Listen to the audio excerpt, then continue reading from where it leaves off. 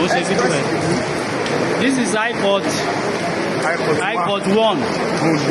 This situation we find ourselves in High Court 1.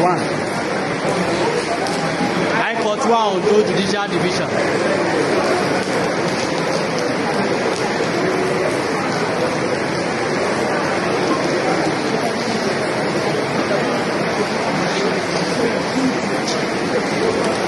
This is the deplorable condition of High Court 1 Ondo Judicial Division. You can see how it's leaking.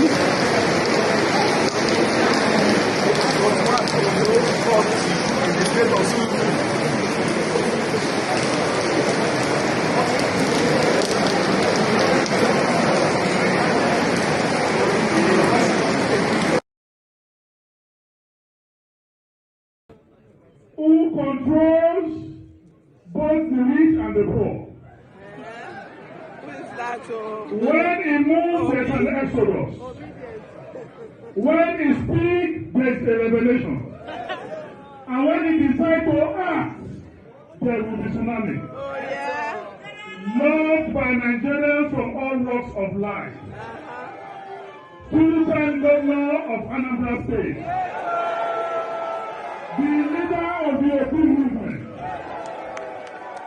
Known simply as Peter Obi.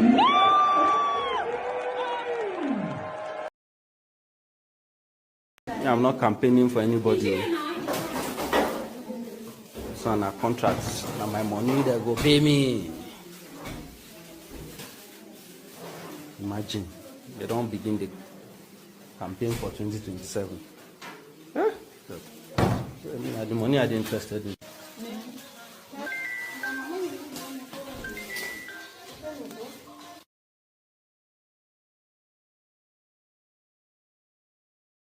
Means and where it came from.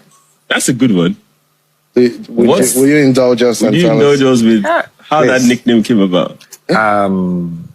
Dodo Mayana. If you remember, while I was telling you some story concerning the goalkeepers I learned from, or the goalkeepers who I was with, Peter Fregene, Emmanuel Okana, and the rest of them in camp.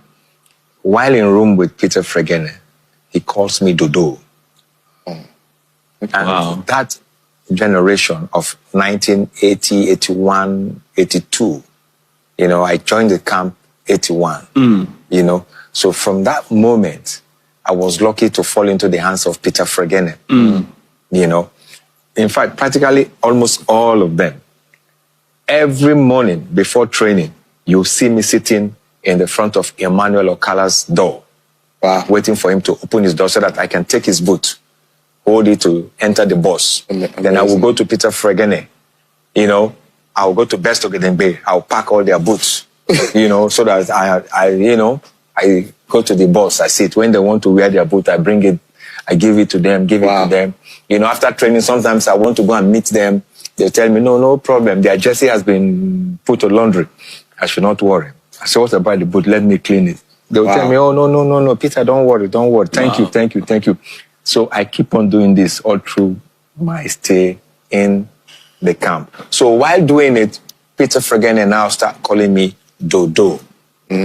Because of the way he see I follow him up in his goalkeeping.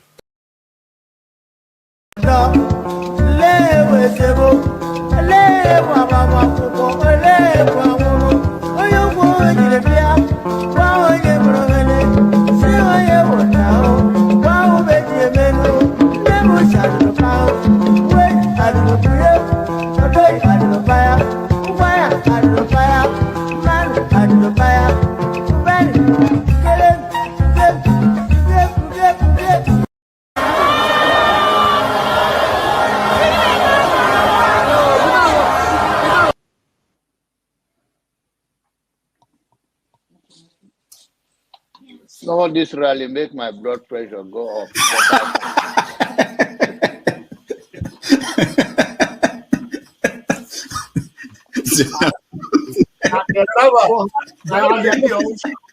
And the people who are asking a platform for him, who are supporting him. So you should get a filter sometimes. Filter your thoughts before you say. I'll continue to take blood pressure medication until Why are you getting high blood pressure, Jonava? Now, I'm not taking medication for myself. I'm taking it for people like Paul and some of you guys that after the January, February something, and then people like Soludo, that is a good spoiler. I thank God for his life. It's working for my God. I hope that Nigeria wins. I'm never going to wish any president evil so that I can say I told you so. No, I won't wish them evil. I hope. You see, I'm not praying. There's no point. I can't pray for Nigeria to be fine. I only hope that Nigeria wins and Nigerians win. Because if you choose a dodgy doctor who has a dodgy record, who has, all sort of accusations leveled against him, to say this doctor, we think he's done this, or this doctor, this surgeon, yes, he's a senior surgeon, he's the most whatever surgeon, but there are a lot of accusations leveled against him. If you choose him to operate on you, and you tell me to pray for you that it doesn't kill you surgery, what's the point? I can't pray. You might make it, you might not make it. My prayer won't change anything. So I hope Nigeria and Nigerians win during Tinubu's 4 years. Thank you. Thank you. And I am ready to die defending Nigeria in whatever way. When it is God's time for us to go, it is and you not took my time to God. You are ready to defend Nigeria. I gave you my time. No, I'm coming. Alexi, hold on. You already started. What I'm saying, defending Nigerians is this. I gave him my time and he's using it to defend me. No, sorry. I'm sorry. Don't forget, that state is now an oil producing state. So they now have derivation, if you are not aware. So if you want to speak for anybody, please do not defend a Kalata like a Yabelo. Please do not. Okay, let me respond to him. One second. Do not defend a Kalata like a Yabelo. Do not. All right, thank you, Mohammed. The people of that state. Can I respond to him? No. Then go to hell. Rudolph, go to hell. All right.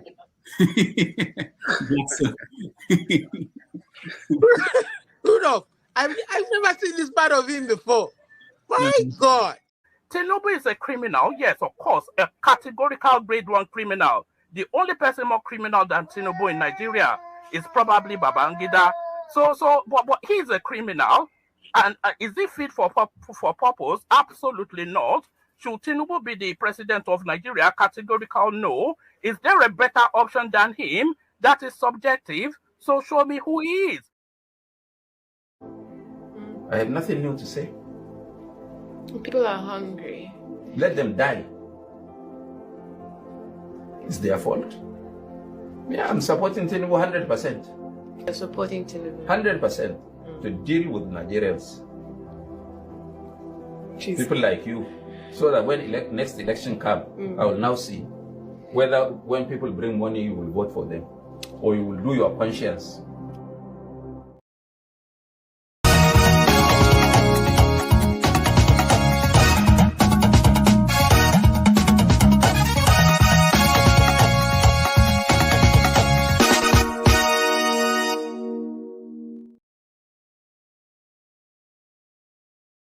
Celebrated its 249th Independence Day.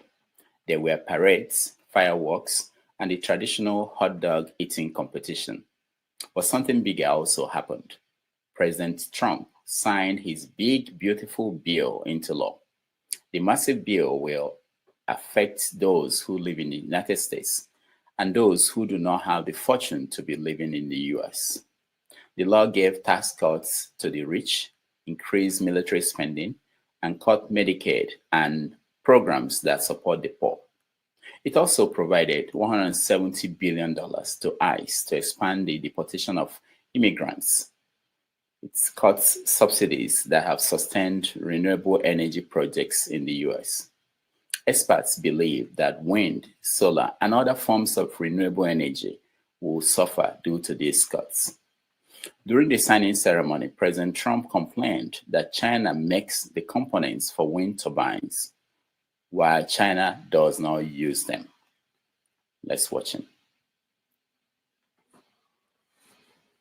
China's right now building 68 coal generating plants, and we're putting up wind. It doesn't work, I will tell you. Aside from ruining our fields and our valleys and killing all the birds and being very weak and very expensive, all made in China. I noticed something, that with all of the windmills that China sends us, where we waste our money because it's the most expensive energy, I see that, they make about 95% of them, the wind turbines. I have never seen a wind farm in China. Why is that? Somebody check that out. Tom Emmer, would you please check that out? The truth is that China is the world's leading producer of wind energy, producing more than 3 times what the US produces. For example, the Gansu wind farm in China, the largest in the world, has 7,000 turbines. Trump has called wind energy bullshit and a horse ever since he had a dispute with an offshore wind farm near one of his resorts. It is a beautiful day in New York City. Welcome to Have Your Say 247. My name is Rudolph Okonkwo. I'm your host today. My job is simple: to help moderate conversations. And these are some of the topics we shall deal with today. Trump's big win and what it means for the world and immigrants in the United States. President Bola Tinubu of Nigeria is still traveling in the Caribbean. Meanwhile, politicians opposing his government came together under the existing political party called the African Democratic Congress to challenge him for the 2027 elections. Is the coalition strong enough to make the ruling party panic? We shall discuss. But so far, Nyesom Wike, Tinubu's right-hand man in Abuja, had a complete meltdown yesterday on Channels TV. Let's take a look. It was not supplied. Yes, it's correct. It was not supplied. Wasn't it supplied? It was not supplied, yes. That's a crime. Of Israel, it was not supplied. I will come to that. He gave me a Rolls Royce. He took the Rolls Royce. Whether you use the Rolls Royce, what's my business? I have a Rolls Royce. Who gave you? So what? Nobody gave me a Rolls Royce. You bought it? Of course. So what? With what money? Which money? So let me tell you. Femi, before Hamatan, there was cold. I didn't come from the same background with Rotimi Amaechi. I didn't were you rich before? Not to me rich. I didn't come. As a student, I was in a Mercedes Benz. As a student, I was in a Mercedes Benz. My father was a general manager of so many companies. So you came from a rich background? I will not say too rich for the Dangotes. But I had a small background. Yes. But Mr. Amaechi challenged you. No, he said you have houses everywhere. I'm Where are these houses? The subject of your wealth. I'm coming to that, sir. So that Nigerians will hear. I've not denied here. His anger, he saw that I used Rolls Royce. So what? It was not given to me by a contractor who was doing job with me. No. A contractor gave him. A contractor gave him. That was bribe. You took from a contractor. I will not do that. Mr. Amaechi said he's not corrupt. No. One of the most corrupt people. I will come to that. And I will come. Are you corrupt, Mr. Wike? What do you mean the word corrupt? No court has found me guilty to be corrupt. When you say the word corrupt. But if you say, well, I like money, hold on. Nobody can do without money. You cannot say because I say, I need money to solve this, therefore I'm corrupt. No. I need money to pay my children's school fees. I need money to take my family's health care. Does that make it to be corrupt? No. But when a man comes in the public to say, I don't like money, you know that man is a big liar because he needs money to solve this problem, to solve it. We're not going to that. You're talking about houses. I'm not a bushman. No, I'm not. I'm from Obiabo local government. Part of Padawa local government before. Well brought up. I have a family background. In fact, when you go to Equere Road, my father was one of the few people who have duplexes in Equere Road. So you cannot say that. Not too rich, I agree, but you cannot say that. Not at the level Amaechi came from. No. No. It's not comparable at all. Never. Now he said, I have houses. So, Amaechi was speaker, 8 years. Amaechi was speaker, a governor, 8 years. Amaechi was minister, 8 years. He don't have houses. He has a spiritual problem. Because he said he's not like you people. No. Enrich yourself. I will tell you, that's why people should learn. Nigerians should know the kind of characters deceiving Nigerians every day. Pretending. I will tell you his house in Gusape here, where I live. River State government built. You need a butter bunker to destroy the house. I will come to that. Why would you want to destroy it? No. What I'm trying to show, the quality. That's the point I'm trying to say. I'm not saying you should just. No, I'm not saying that. What I'm saying that you can't be a poor man and have such a house. That's the point I'm trying to make. He told you, he does not have this. Where is his house? In OGRA. Who built it? In OGRA. Ask him. I want to say that NPA and NIMASA, they don't pay contractors. Yes, he knows that because they have not paid his wife, who's a contractor in NPA and NIMASA. At the moment? At the moment, that's why he knew. How do you know? Well, how would I know? He put the DJ NIMASA Dakuku, whom I defeated in 2015 governorship election. Then he took his boy, Coco, who was the account officer in Zenith Bank, and made him as a director of finance, and then put him as managing director. Therefore, he's not able to know when NPA and NASA do not pay. He knows that. Who owns those contracts he's talking about? The wife. It's unfortunate. I watch him. How can a man at that level talk this? People should give us some of this. I feel so bad. In the name of God, I feel so bad. I should discuss a man's wife. I feel so bad. But you disagree about his wealth? You disagree? No, is he older than you? He said he's older.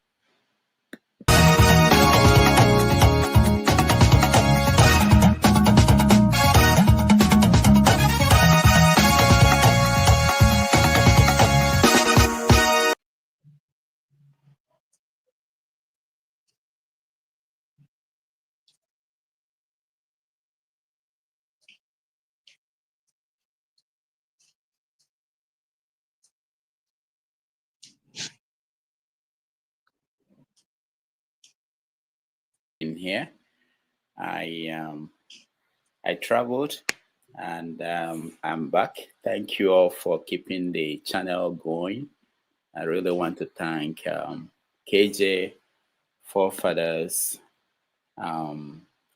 Show, and all the people, Adama, Ndibo, and all the people who kept the channel going while I was away, and all the participants. Tony, thank you so much. Welcome to the show. Revolution Now. Thank you. Pastor Patrick, welcome to the show. Thank you. Hear me? All right. Ovie, welcome to the show. Ovia, can you hear me? I can hear you. I'm just wondering why you are welcoming me to my own show. I mean, because we never begin to sue you. Aren't we? And we shareholders of this of this platform. Yeah. Awimbon, welcome to the show. Awimbon, welcome to the show. Now Ghanaians, you go feel the welcome. You know, they are still. Thank you so much, Doctor. So it's nice to have everybody here. Wonderful. I really, really appreciate it. Thank you so much. Thank you so much, Doctor. Ovia, mind yourself. Ovia, mind yourself. Like I say always, that we're as good as the people who come in here, and your contribution is what makes this show different from all the other shows out there. We don't have any goal or any ambition or any agenda. We just open it up for you to join us in conversations about what's happening around our country, our continent, and the rest of the world. So once again, I thank all of you for joining us. Quickly, let's because I have only right now I have only two and a half hours. Maybe we have to really close in 3 hours and go to the next person. Let me just start by saying that the topics we have today, we talked about a little bit about that at the beginning, which was Trump and what has been going on in America. His big win yesterday, signing into law. A bill that will impact everybody, whether you live here or not. We talked about Tinubu's travel in St. Lucia in the Caribbean. He has been going around there while in Nigeria, the opposition, they are coming together to challenge him in 2027. Peter Rufai, most of you know as the goalkeeper of the Super Eagles that won the 94 African Cup of Nations. He was at 2 World Cups for Nigeria. He passed away. And Natasha Oti won in court, I think on Saturday. No, I think on maybe Friday or probably on Thursday. And the court is saying that they should reinstate her into the Senate. So these are some of the stories that we have on top of the show. I don't know if you guys have anything important that I'm missing. I've not seen the news today.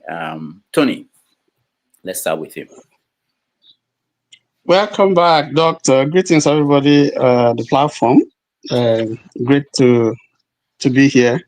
Yeah, we don't have too much time, but I think if you go back to Nigeria, we have a couple of kidnap incidents. One in Benue, and another one in Sokoto by Lakarawa. The one in Benue, very pitiful because it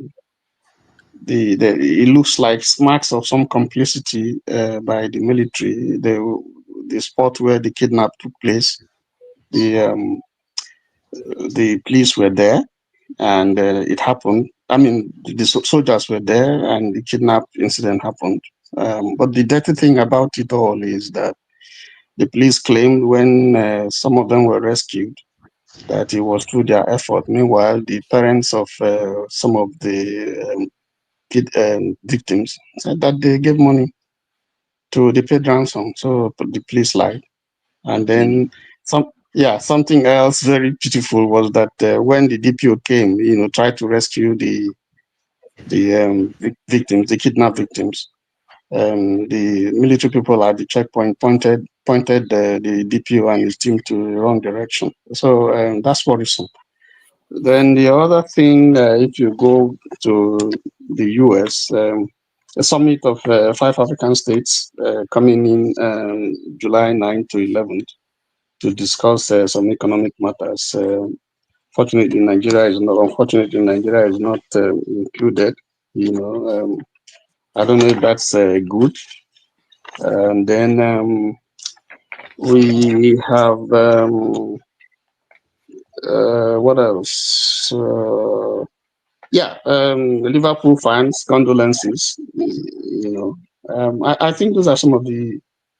Then we have a terrible in the USA. We have a terrible flood disaster in Texas. Let me just stop there. All right, thank you so much. I was in Benue during my travel to Nigeria, and hopefully tomorrow on 90 Minutes Africa we discuss some of those things I saw there. Revolution now, welcome. Yeah, bros, well done, sir. Thank you. I saw your clips in Nigeria, visiting Nigeria. I saw some of them. Yeah, we'll put up more tomorrow. Yeah. And greetings to other brothers in the platform. I say hello to everybody. Anyway, for me, I think you've shown everything. It's just for us to say, well, because Nigeria, you can see now, I added now. Before it was revolution. Now I say revolution now. It's urgent. It's very urgent. Listening to Wike yesterday, I was just, they were, what would you say? Armed robbers now implicating themselves. Is it not time for them to be sent to jail, even without trial? Let me stop you until the show starts. All right. All right. Thank you. Patrick, welcome to the show. I think this is the first time you are on this show. Yes. Yeah. So I know you're in Nigeria. What's how is the situation in Nigeria today? Well, we are surviving. We are coping. We believe that we will survive no matter what happens. So that's it. Okay. This kind of tense situation that people feel when they live outside Nigeria, do you feel it while you are in there? No, we are scared, but we are not. We don't feel it as much as you do because we see what's happening and we have hope that things will get better. Okay. That's it. Okay. Thank you so much. Ovie, welcome to the show. Thank you, Dr. Lamid. Yeah, Ovie, there was a time you disappeared. People were calling me, do I know where Ovie is? I had to call you and see whether you are still alive or you disappeared on us. What happened? Well, I missed the pandemic era. I no get baby. This is Trump, the age of Trump. I don't think I should miss it. So I decided to go underground and do my audition to see who I'm going to procreate with. So that's what's going on. All right. Any important story you're watching? Trump is everywhere now. It's the age of Trump, so I'm more. I think I think everything centered around Trump. Only Nigeria. When you look in Nigeria, it's as if we're in a different world entirely. So there's nothing new that I'm following that you have not highlighted. And yeah, I think every news that I'm actually following currently is what you want to talk about. So nothing outside there. Maybe as we go along, but for now, nothing. Anything breaking news. All right. What's the show saying? We work with eyes. You're working for eyes. We've been going around catching people. That's why we don't see you. All right, let's go to. It could be the other way around, though. Maybe not be the eye because before Nice car, I'm always outside. That inside, so you never can tell. All right, Awembon, welcome to the show. You're muted. Awembon, you're muted. Can you hear me? Vin, is he sleeping? Yeah, can you hear me? Vin is in the third world country. It's not in Nigeria. In Ghana. I can hear you. Okay. I said welcome. How is Ghana? Thank you.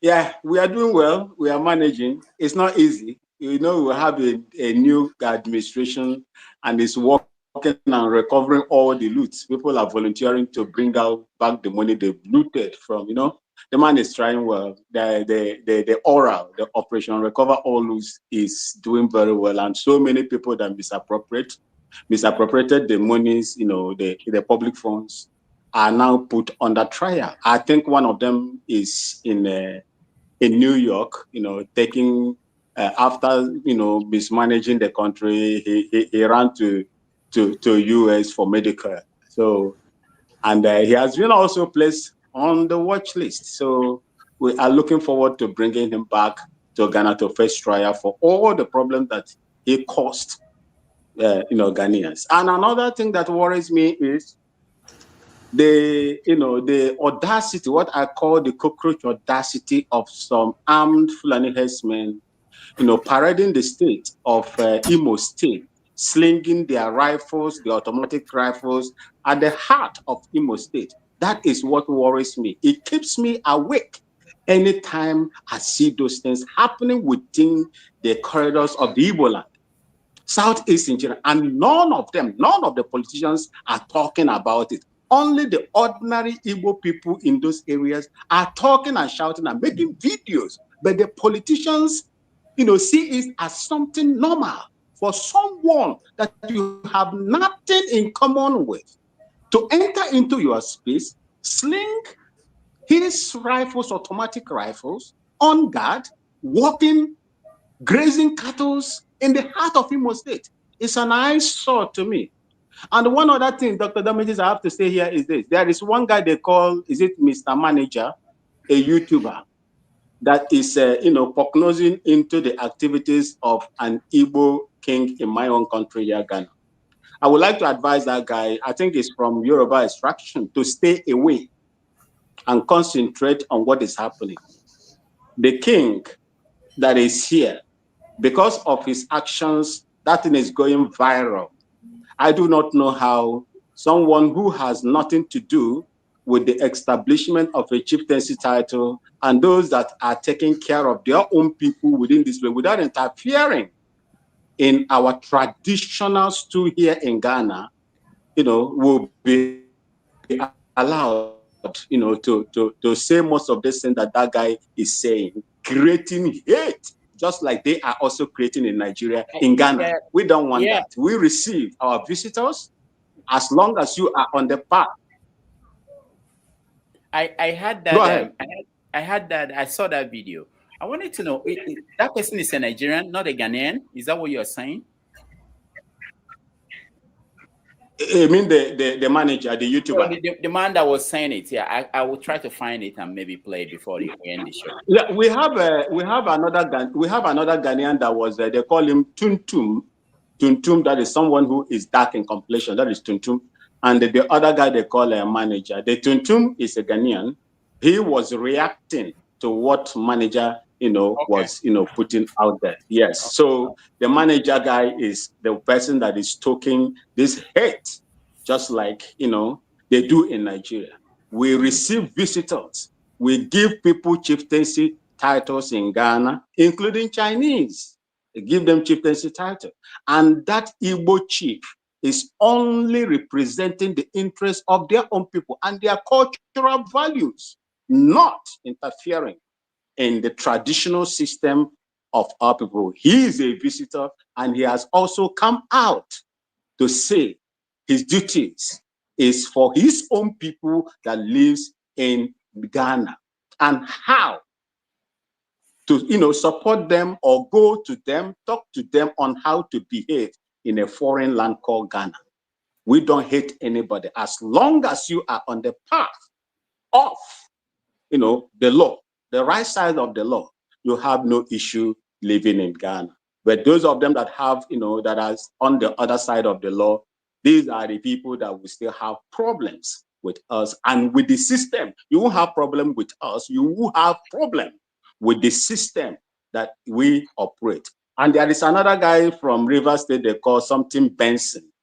We understood that he is a rich man in Nigeria who came to Ghana and tried to block the estate that is being occupied by some diplomatic, the diplomatic personnel. I think especially Spanish diplomatic, personnel. Blocked it simply because they did not give him the key, to the lift to where he is staying by the estate management authorities. Warranted him to block public road in Ghana because you are. He was consequently arrested, taken to Central Police Station, Accra. And, I don't know what, I think they are dealing with it as well. These are some of the things we do. Things that they cannot do in Nigeria, so we don't these are some of the things that worries me here. Thank you so much. All right, thank you. I appreciate you. Ike, welcome to the show. Dr. Damages, welcome back. Yeah, thank you. Thank you so much. It has been a while. I know. Several weeks.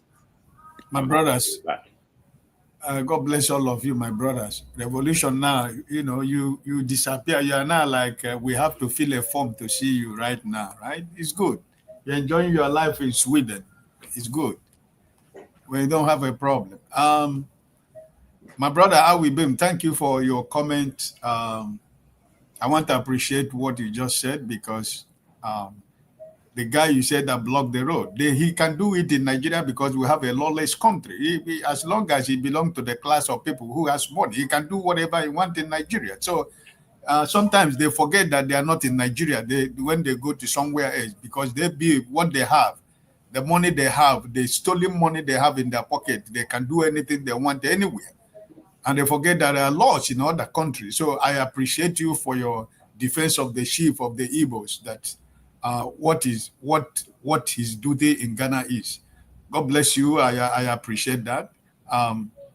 Also about what is happening in Imo State, my brother. You know the governor of Imo State. He's an Hausa agent. He's an agent of the Northerners, right? He's the kingpin of the demon of APC in the southeast. He is their leader. So anything goes. So we are not surprised. I'm from Imo State. Every time we talk about Imo State, I'm always standing up for what is going on in Imo State. So am I going to be surprised of what the Hope Uzodinma is doing in Imo State? No, because it is what it is. So but God will help us. Just to say, Dr. Damages, welcome back until we go into the topic that we have. God bless you all. All right. Thank you, Ike. Finally, Comrade Omori, welcome to the show. Good day, Dr. Damages and the panelists. Greetings to our viewers across the globe. It's a pleasure to be here. All right. Comrade, let me start with you. We are going to start the topics, and the first topic we are going to deal with is the formation of, not really forming of a party, but the coming together of the coalition under ADC. Is that something that you think will change the trajectory of Nigeria and challenge the ruling party? Before we do that, I want to mention that tomorrow on 90 Minutes Africa, we will have a double header, what in sports we call double header. We are going to have two conversations. One will start at 12, the other one will start at 1:30. At 1:30, we are going to have our guest, Declan Galvin, who most of you know. He just came back from Congo and Rwanda. He has real first-hand information on the situation on ground there. And I was with him in Nigeria early last month. So we are going to have that conversation about things he saw in Nigeria, things that happened in Congo, in Rwanda, in Ethiopia. Of course, the situation in Kenya. I remember there was a protest in Kenya last week, and he was in Kenya when that happened. So we are going to hear from him tomorrow at our normal time of 1:30. But again, tomorrow at 12, we are going to have a conversation with Professor Ivan. He's in the Department of Peace, Justice, Society at University of Zimbabwe. He's going to talk about the role of Zimbabwe and South Africa in Africa's liberation struggles, past and present resistance to neo-colonialism. So that will be a conversation that will start at 12. After that, we go to Declan. So if you can join us tomorrow, it will be a double header. And we do the same thing next week because we have a lot of guests who we've been able to get together to come on the program. But because I haven't been around for more than 6 weeks, we have not had the opportunity to talk to them. So we try to put two people together every week until we clear some of the backlog. All right, so let's start with the topics for today. The opposition, they came together under ADC. to challenge Tinubu in the upcoming election. Will that work?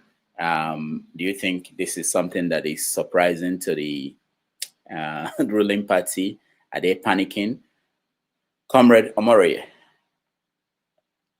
Yeah, thank you, Dr. Damages. I think my network was, I had some glitches. I didn't understand most of the things you said, but I want to quickly jump on the ADC coalition.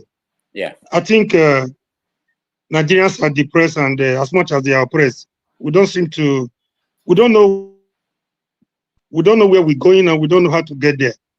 Until we sit down to have people's discussion on what do we really need as people, what do we want, instead of following politicians who climb a sinker, I think we'll continue to get ourselves in a deeper mess.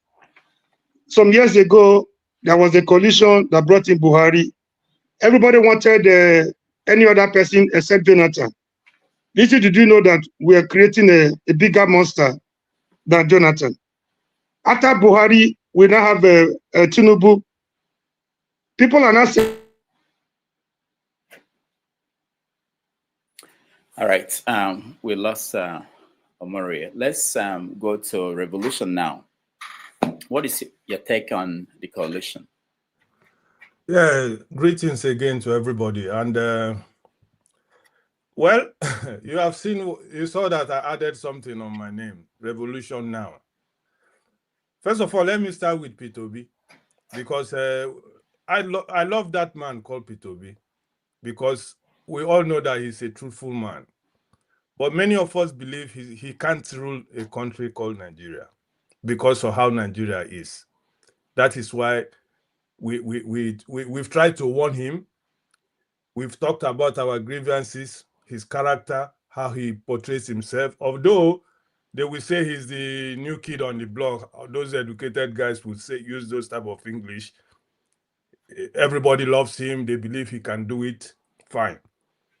But surprisingly, and again, before I go forward, let me just give a shout out to Shore. I really respect a man like that, whether you like it or not. So I have to say this before I begin. Peter Obi, first of all, I've been listening to so many commentaries from different people, especially the obedient movement. And I can tell you it's 50-50 now. A lot of people are disappointed on our man, Peter Obi. He stood alone, I say ladies and gentlemen. He stood alone, won an election, was rigged out. What is he doing with people who ruined Nigeria? He shouldn't be sitting with somebody like Atiku, for example, because it was Atiku who pushed him out of PDP. And Peter Obi, I still watched the video. He was so angry, talking to the delegates who voted Atiku.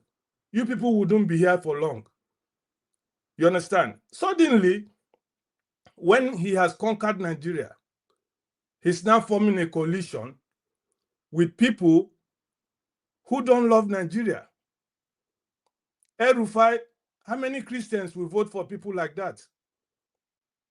You understand? We know what he did in Kaduna. But let's leave that aside. Then let us, to answer your question, coalition. I like what my brother said, Omori, before he left. It was this same coalition, that's what we did do. That is the problem I have with Nigerians. 90% of Nigerians are people like Naso de Duam. That's how they brought APC to Nigeria. And we know what we are suffering. You will see so good educated people, they will be telling you that, yes, nobody can do it alone, except coalition. Coalition is what we are suffering today through APC. They join hands to remove somebody who is lucky. And we know what we are suffering today. So for that coalition, if you ask my honest truth, it's just a laughing stock, especially involving Peter Obi. Alhaji Dante, I listened to him. He wasn't happy. He's not happy about it. He might tell you, yes, because he's an obedient guy. He's somebody who respects his principle. He was just trying to paint it, but he spoke the truth. What is Obi doing there? If we want a change in Nigeria, it should be a change It should be a change. If it's going to take 10 years or 15 years time, let's wait for that total change. Not say, okay, let's remove this man. Nigeria is going down. All these big guys in ADC or what they call themselves, they don't care about Nigerians. They don't. Amaechi, look at my brother Wike yesterday. Now I call him my brother because he was exposing both of them. How they stole Nigeria.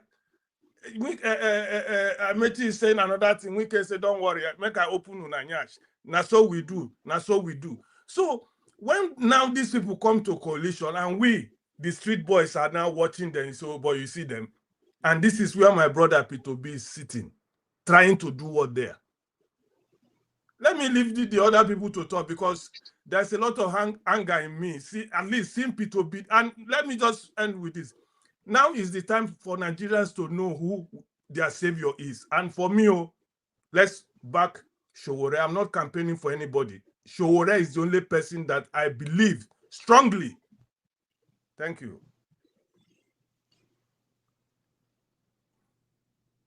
Let me give Comrade Omori time to finish up. Just 1 minute to finish up his thoughts. I know he was cut off when his internet stopped. All right, go ahead, Comrade. Can you hear me? Omori? Okay. I think I'm having an issue with my connection. I don't know what's going on.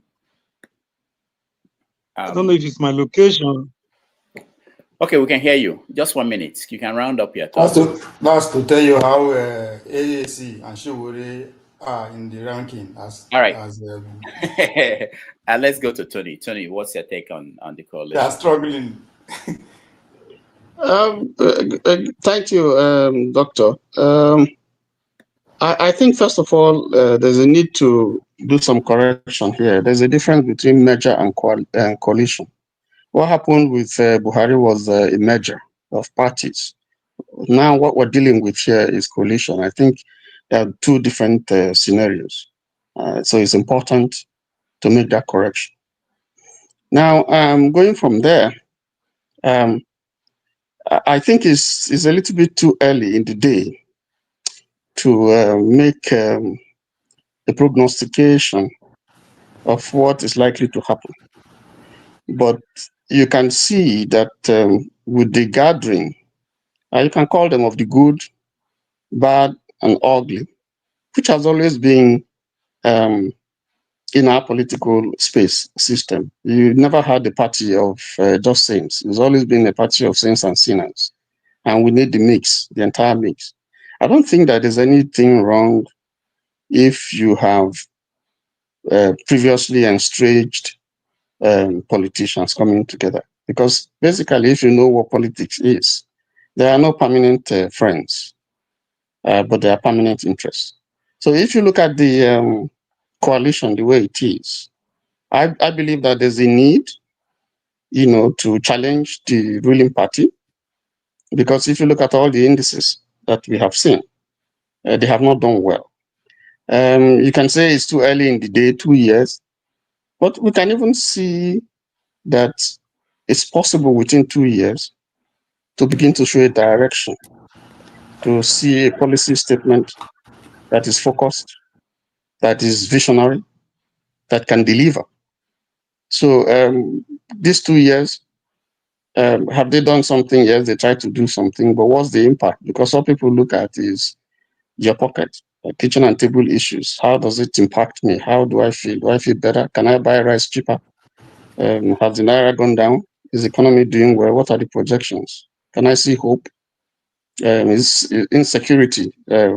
You want to talk about that. So when you look at all that, just even at that basis, you don't seem to see hope. That's my opinion. So there's a need for people to come together to begin to see how do we re-engineer, retool, and see if we can change the system.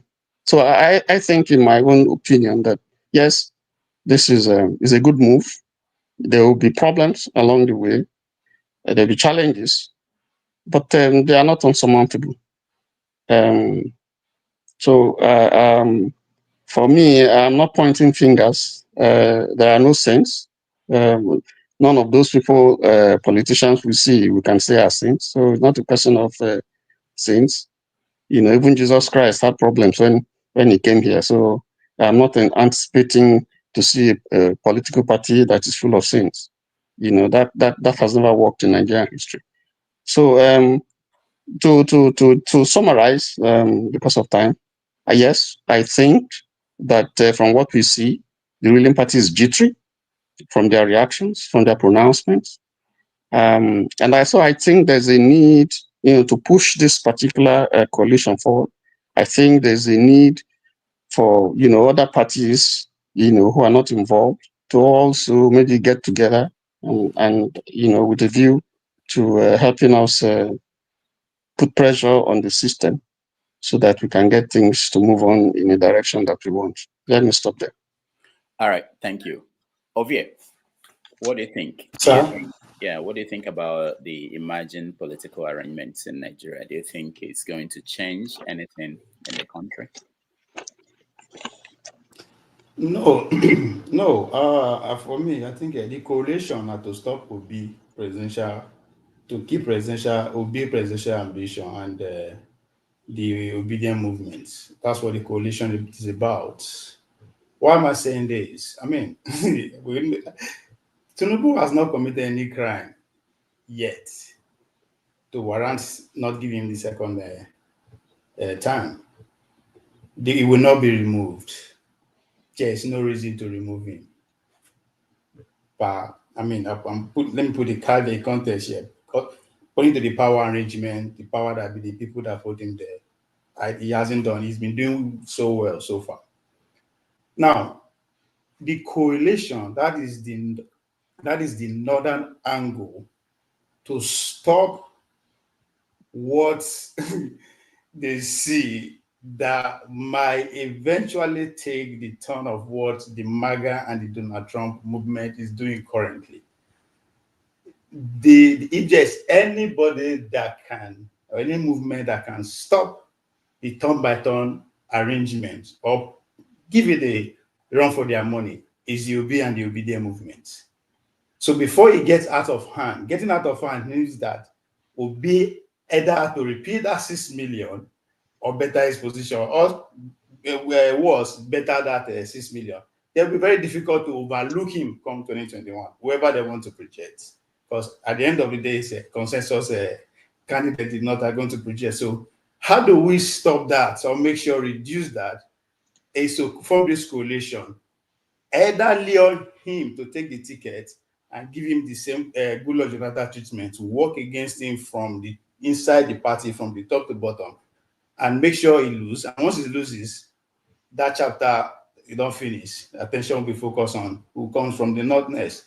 Or, better still, convince him to be running mates to any of the candidates, Atiku or wherever, which I believe will be is not foolish to do, but this is politics. Anything can happen. I don't know what they have playing on, what they have against each other.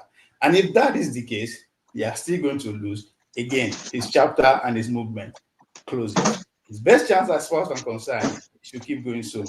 But it's a bigger hurdle now, because as soon as he didn't go with the arrangement and he decided to go with his own solo, they will only ambush on him, just like Bob Marley say, all guns will be pointing at him.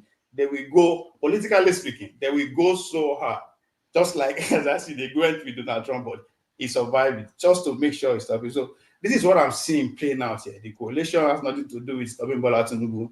Bola Tinubu is a godfather, and he has able to establish that he hasn't offended anybody, apart from the general masses, to which we don't have power, and nobody is ready to organize us for us to have the power to even go on solo. So as far as that is not happening, the current arrangement is the same arrangement. I think is that Baba Hamid that put it, very well during this is the last interview with the channels, when he was giving example how Tinubu, this is Tinubu playbook, right? When he give the Atiku chance, his platform to run on in 2007, Badu in 2011, 2014, 15, and then February then. So the same thing, but what is happening here, this is Atiku's playbook, right? And I see two things. Either Atiku decide to let Obi come in and do and okay, play that I've given him a chance and they come up with full force 2031. Or the Russian Oh, wait, Obi, who is coming up? Who is coming 2031? Atiku? Oh yes, if he's still breathing, why not? all right. Okay. I mean, I'm saying that I am unconvinced now because of what okay. Paper wrote. The original scene. If you read the original scene, how they managed Joe Biden up to this point, so anything is possible. All right, thank you, Obi. Let's go to Dexter. Dexter, go ahead. Thank you, Dr. Damages. Welcome back. Thank you. On the panel. When I listen to what we're saying, I just imagine how, when they are playing a football match, okay, and the coach sets out his strategy for the match, and then the over 2 million fans all think that they know how the match will be, and they want to win the match more than the coach and the players. And they start outside, the match has just started. It's not even half time. Everybody has said, it's like this, it's like that, it's like this. I think we should just calm down. If we are students of history, you'll find out that in this power game, it's like Tony said, in this power game, I know many of us want it to be, how our narrative would be. Our narrative. It's not like that. Look, the ADC, for one thing, is it good for Nigeria's political system? Yes, it is good. It's good when you want to run a democracy. You have another party that is at least putting the people in government on the edge so that they won't take Nigerians for a ride. Example, ADC, the next day, Wike gave me their charge, coming out charging. You want the people in responsibility to feel the sense that they need to do what is right. That is one. That is on one hand. Now, about whether, I think many of us are just being too emotional about the Peter Obi situation. Look, Sowore, Peter Obi, they are not the individual saviors of Nigeria. So the earlier we start desensitizing our minds of this, it will help us to not have this emotional this. In the whole politics, look, whether you like it or not, even to win wars, you need every kind of soldier. You need the butcher soldiers, you need the diplomatic soldiers, you need everybody. It will be only foolish. It will be only, let me not say foolish. It is only a strategy until the end, like a game of chess, until you do checkmate. The truth about this thing is that until there's a checkmate, which is winning the election, then there's no, all the purposes can go to, can say, it was not really useful. But there is a whole lot the Nigerian people can do, which is stop focusing so much about all this coalition. It's about identifying leaders we can trust. That is what the Nigerian people should do. Making sure that our electoral process is free and fair. That is for the Nigerian people to do. It's not about ADC or APC or anything. The moment we can get a free and fair electoral process where if I vote, my vote counts, and the people you have voted for, the people the masses have voted for is the person that will go into power, that is the starting point. And it is only the Nigerian people that can demand that. It's not coalition, it's not APC, it's not PDP. Thank you. All right, Dexter, thank you so much. Wimbon, let me hear your view because I missed you on this topic, which is the coalition and what you think is happening. Do you think it's going to solve the problem? Is there something we're missing, like Dexter said?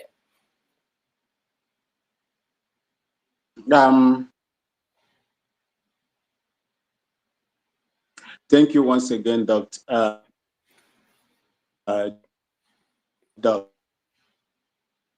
They say no matter Nigeria, it's not about coalition, it's not about merging, it's about the foundation of that country. Are you, all of you that are sitting down here, including me, who is also, have interest in what happens in that country, because that is where my mother comes from? What stake have you in the document that is operating Nigeria today?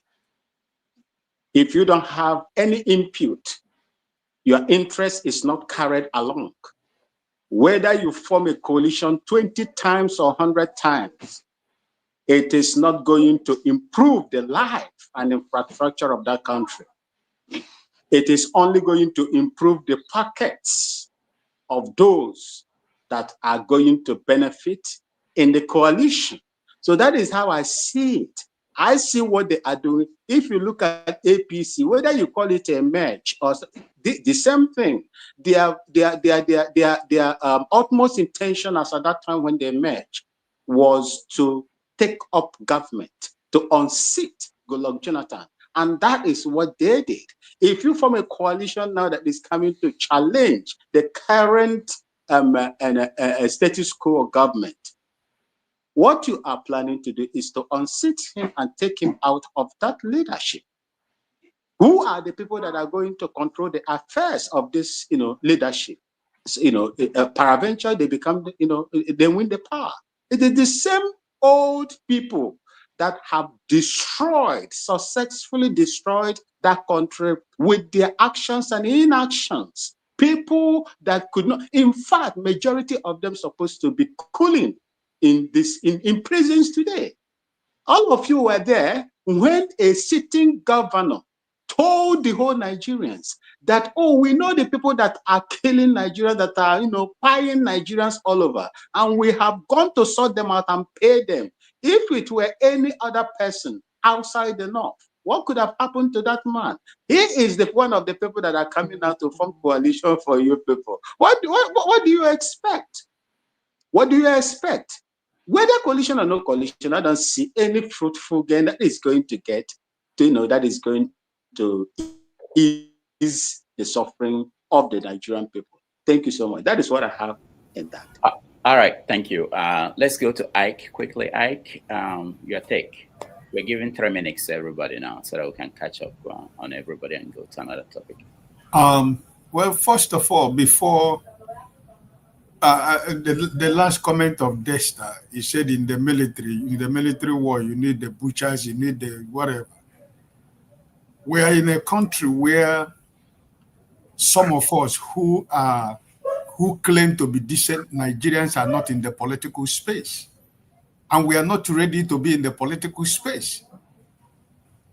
So I don't know who we are blaming. The people that occupy the political space are the criminals that have taken over the political space.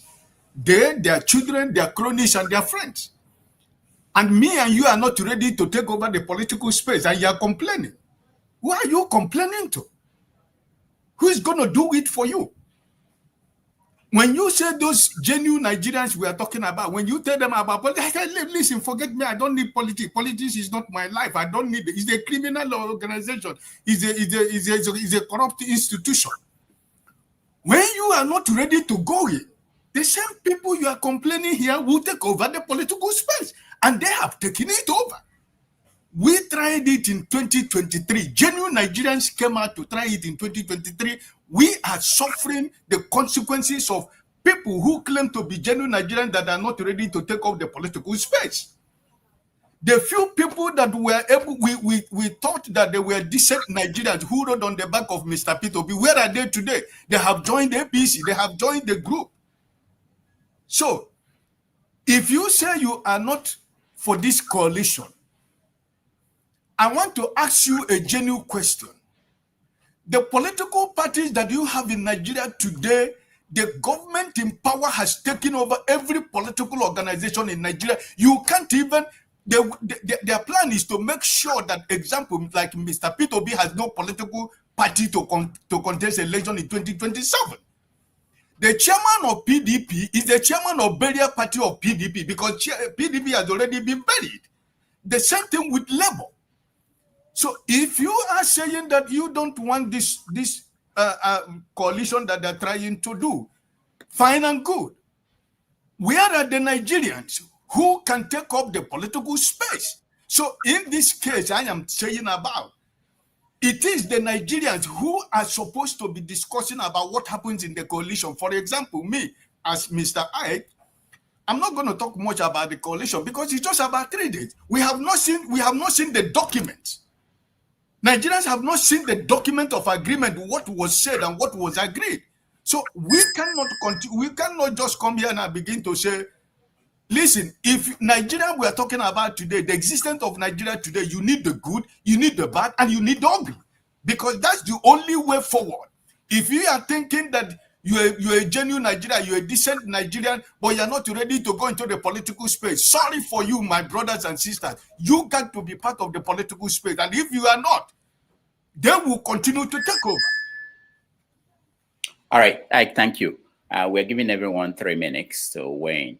I want Revolution now and Omore, if by the time we come back, I want you to weigh in on Showere's position.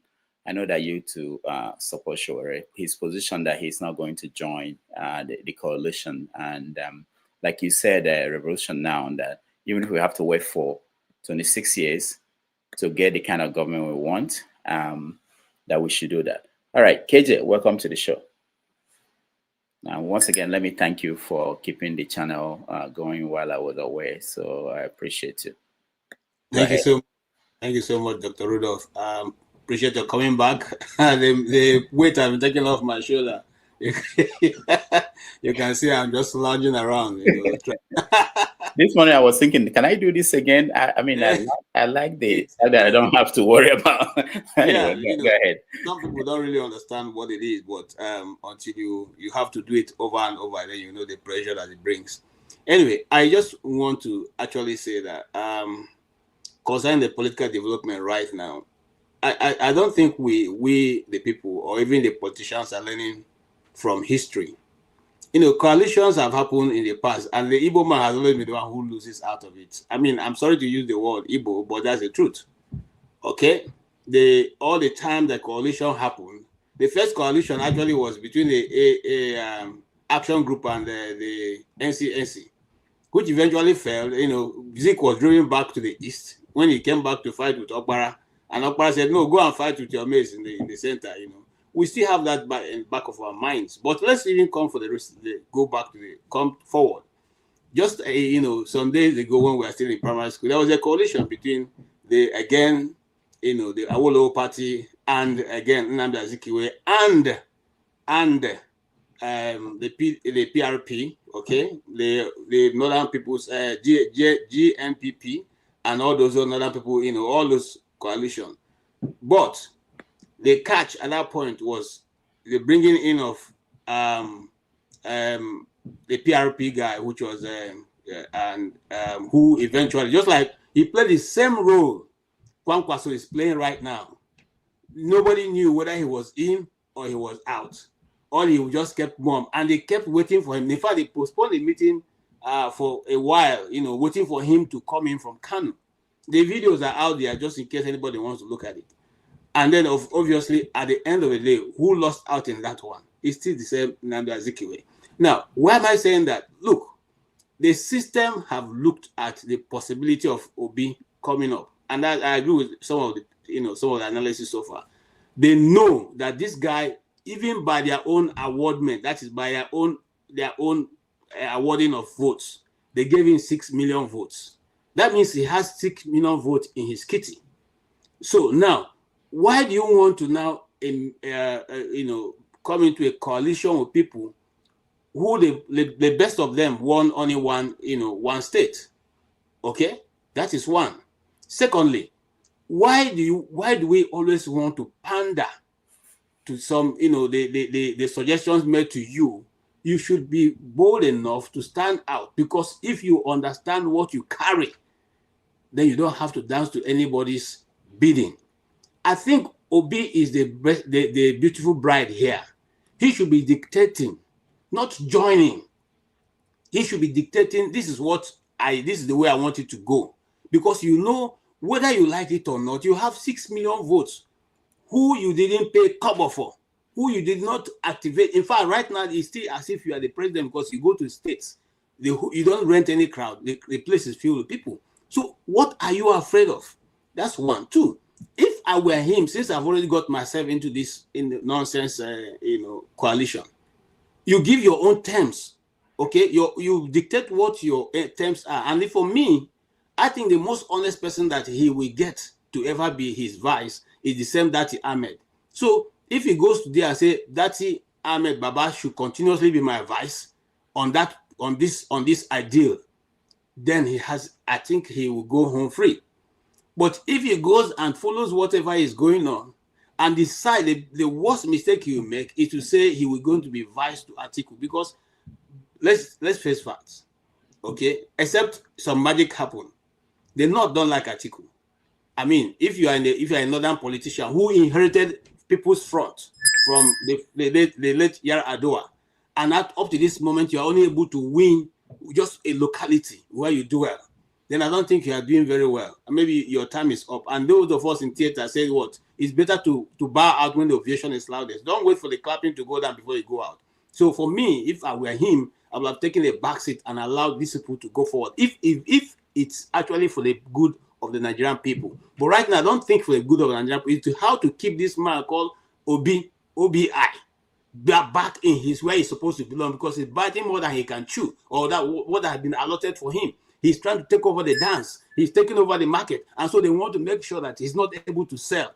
My brother, that is where I see it too. Thank you so much for obliging me with a few seconds. All right. Thank you, KJ. Man of Prestige, welcome to the show. Yeah, thank you, Dr. Damage. Nice to have you back. Yeah, it's been very good to see you. Thank you. Yeah, Dr. Damage, before I proceed, please, I'm special request. Give me 2 more minutes to my 5 minutes, because I need to add my opening statement to this. It's very important that I combine it, because my narrative is going to, it's going to show why I want 2 minutes. So thank you very much. I know you're already giving it to me. Thanks. No. Do you understand that when I do that, other people will demand the same? It's okay. It's okay, Dr. Damage. Go ahead. So let me go ahead. So the point I'm trying to make, I heard what KJ said, and I started listening when Ovie started talking.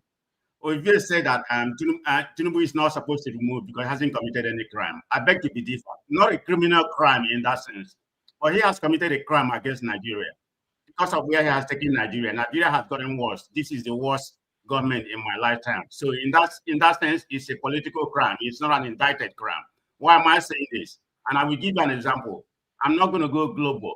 I'm going to give you an example of a country within our own pedigree, which is Ghana. And I'm glad I have a Ghanaian here, because I've reviewed what Ghana has been doing recently. Their city has appreciated 33% beginning last year, November. It has appreciated. It's one of the highest performing, currency in the world among the 150 something countries. What are they doing different, that we are not doing? When this their current president came in January 7th, their city was 14.70 to $1. Now it's 10.30 to $1. What are they doing that we are not doing? You may say they are very small country, 35 million or whatever it's called, and we are about a few hundred million. But that notwithstanding, population is supposed to be a plus for us. That's the human capital. We're supposed to utilize it like China is doing, but we're not doing it. We floated the naira, we removed the first subsidy. Where is the money going? So, in a nutshell, we're not doing it. The man that has come in has been very prudent. Has naturalized their gold. What have we naturalized in their country? This is why Ghana, is doing well. We need to emulate what is right. That's my point I'm trying to make. All the whole policy this government has implemented is good on paper, but Nigeria is not going to eat paper. Let the policy work. Nothing is working. Let the so-called expert here. I see my brother here, which is good in Tinubu policy. Hopefully he will talk after me and tell us what is good. I'm talking about Kulata. And tell us, what I say that is wrong. And from there to Ghana. But having said that, let me go to what we are talking about the coalition. Am I in favor of the coalition? Yes, no, because I'm skeptical. Because I've been listening to different narrative about this coalition we're talking about. The reason why I said I'm very skeptical, because it's geared towards Atiku. regardless, they are bringing Obi. I don't know what's going on in the background, but right now, look at the congregation of the Obi, from David Ma to Ihedior. Those are Atiku henchmen. A guy spoke last week that Atiku doesn't want to relinquish the power. He wants to still be a president. So I don't know how they're going to be able to do it, because they are not going nowhere. If Obi is not the flag bearer, it's Obi or nothing. Because if you look at the people there, who has the political capital? Are you going to tell me that Amaechi has a political capital? Obi can beat him in River State, even in the South side. Amaechi doesn't have any political capital, So it's only Obi that has about 6.5 or whatever million. Atiku 6.9 million. That can, if they combine with the Atiku shouldn't run, they can bring anybody in the north. And I think it was that said about that and that you don't have any political capital. So it doesn't matter who they put there. I'm not a fan of Rufai, but sometimes this is what politics is all about. You have to give and take. Just because Obi has political capital, you can't say that he has to be there. So if you say that he has to be there, what was the collusion from other angle? What are they getting? They have to gain something. That's what politics is all about. So if you come, they have to come together. Are they going to come together? I'm still skeptical up to date, But in my own opinion, it's a welcome development. We can sustain this present government because Tinubu is not doing anything. Where did he go? St Lucia? I mean, there's nothing in St Lucia. Maybe some people have been in St Lucia. I have. They don't have anything to offer in St Lucia. We are exporting our doctors to them. What are they giving us? We are giving them scholarship. St. Lucia is just a matter of tourist country. About 60% of their GDP, is based on tourism. They have nothing. They have beautiful beaches and everything. So in the final analysis, this government is not doing anything. They need to be checkmate. Are they going to win? In my own opinion, if I have to bet you, they are probably say that, yeah, they're going to win back because they have captured all apparatus in Nigeria. What they are doing right now is to fragment other party, and fracture other parties. This is what they are doing. Edo is a case study about how they're going to win the election. So let's put it that way. Thank you, Dr. Dami. All right, man of Presi. Thank you so much. Kolata, welcome to the show. Hey, Rudolph, how now? Good. Did you go to Nigeria, Kolata? Yeah, I was in Nigeria. Okay. Nigeria is good. I actually was happy. I went to the Interlands. When I go there, I go and observe. The commodities market is crazy. There are many warehouses in Ogun State, even Osun State. Farmers are making money. So I took my kids, to there, and I didn't go misery shopping. ShopRite was full. Even the supermarket in my own hometown, it wasn't empty. So glass half full, glass half measured. So Nigeria was good. I also drove on the coastal highway. I took some pictures on the coastal highway. Can you send us the video, the one from Lagos to Calabar? Yeah, I took pictures. I can send you after. I'm going to jet soon, but I'll send you a few pictures of the coastal highway. And then visited the Yoruba Museum in Onikon. The kids really appreciated it. It was nice. I think every area needs to have that kind of museum. I did the trip like I was a tourist. Of course, my eye was into business. So Nigeria was good. I literally got back like last week. Will you invest in Nigeria based on what you are? I am already started, Rudolph. I've already started. That's why I'm dialing down politics. There's a lot of money to be made out of Nigeria in commodities. We're sitting on a gold mine, and we have a stable FX now. So there's no panic whether foreign exchange is going up and down. It's like between 1,500 and 1,600. So you can predict. So I'm heading back. I'm not relocating, by the way, but I'm just going to be doing more business back home. I'm dialing down on politics till maybe the election. So, but this coalition thing just kind of like tempted me out of my shell now. So let me quickly talk about it. So coalition, let's look at the facts. The first question is, whose coalition is this? This is Atiku's coalition. Who are the characters there? They are Atiku's people. Tambuwal, Tambuwal, all the CPC guys, even El Rufai and co, people that either Atiku's PDP faction or the CPC faction that worked against president in the last election. Those are the people in the coalition. And then they brought in Peter Obi because they need Peter Obi's energy and the youth vote. The shocking aspect of this coalition for me is not only does Atiku own that coalition and organizes that coalition, Peter Obi disappointed me. Peter Obi just entered the coalition with nothing, no agreement. So here is my prediction. Peter Obi is going to be used because I've read the ADC constitution. They run indirect primaries. So all these, it'll be at 6 million votes, Kiniko is bullshit. It doesn't mean anything. They're going to run primaries, and we know how Atiku does his primaries. Wike outspent him in PDP primaries. Atiku still beat him in primaries. And for those that think Atiku doesn't want to contest, let me remind you of who Atiku is. Atiku contested in 1993. The only year Atiku did not attempt to contest is 1999, and that was because he had already become governor of Adamawa.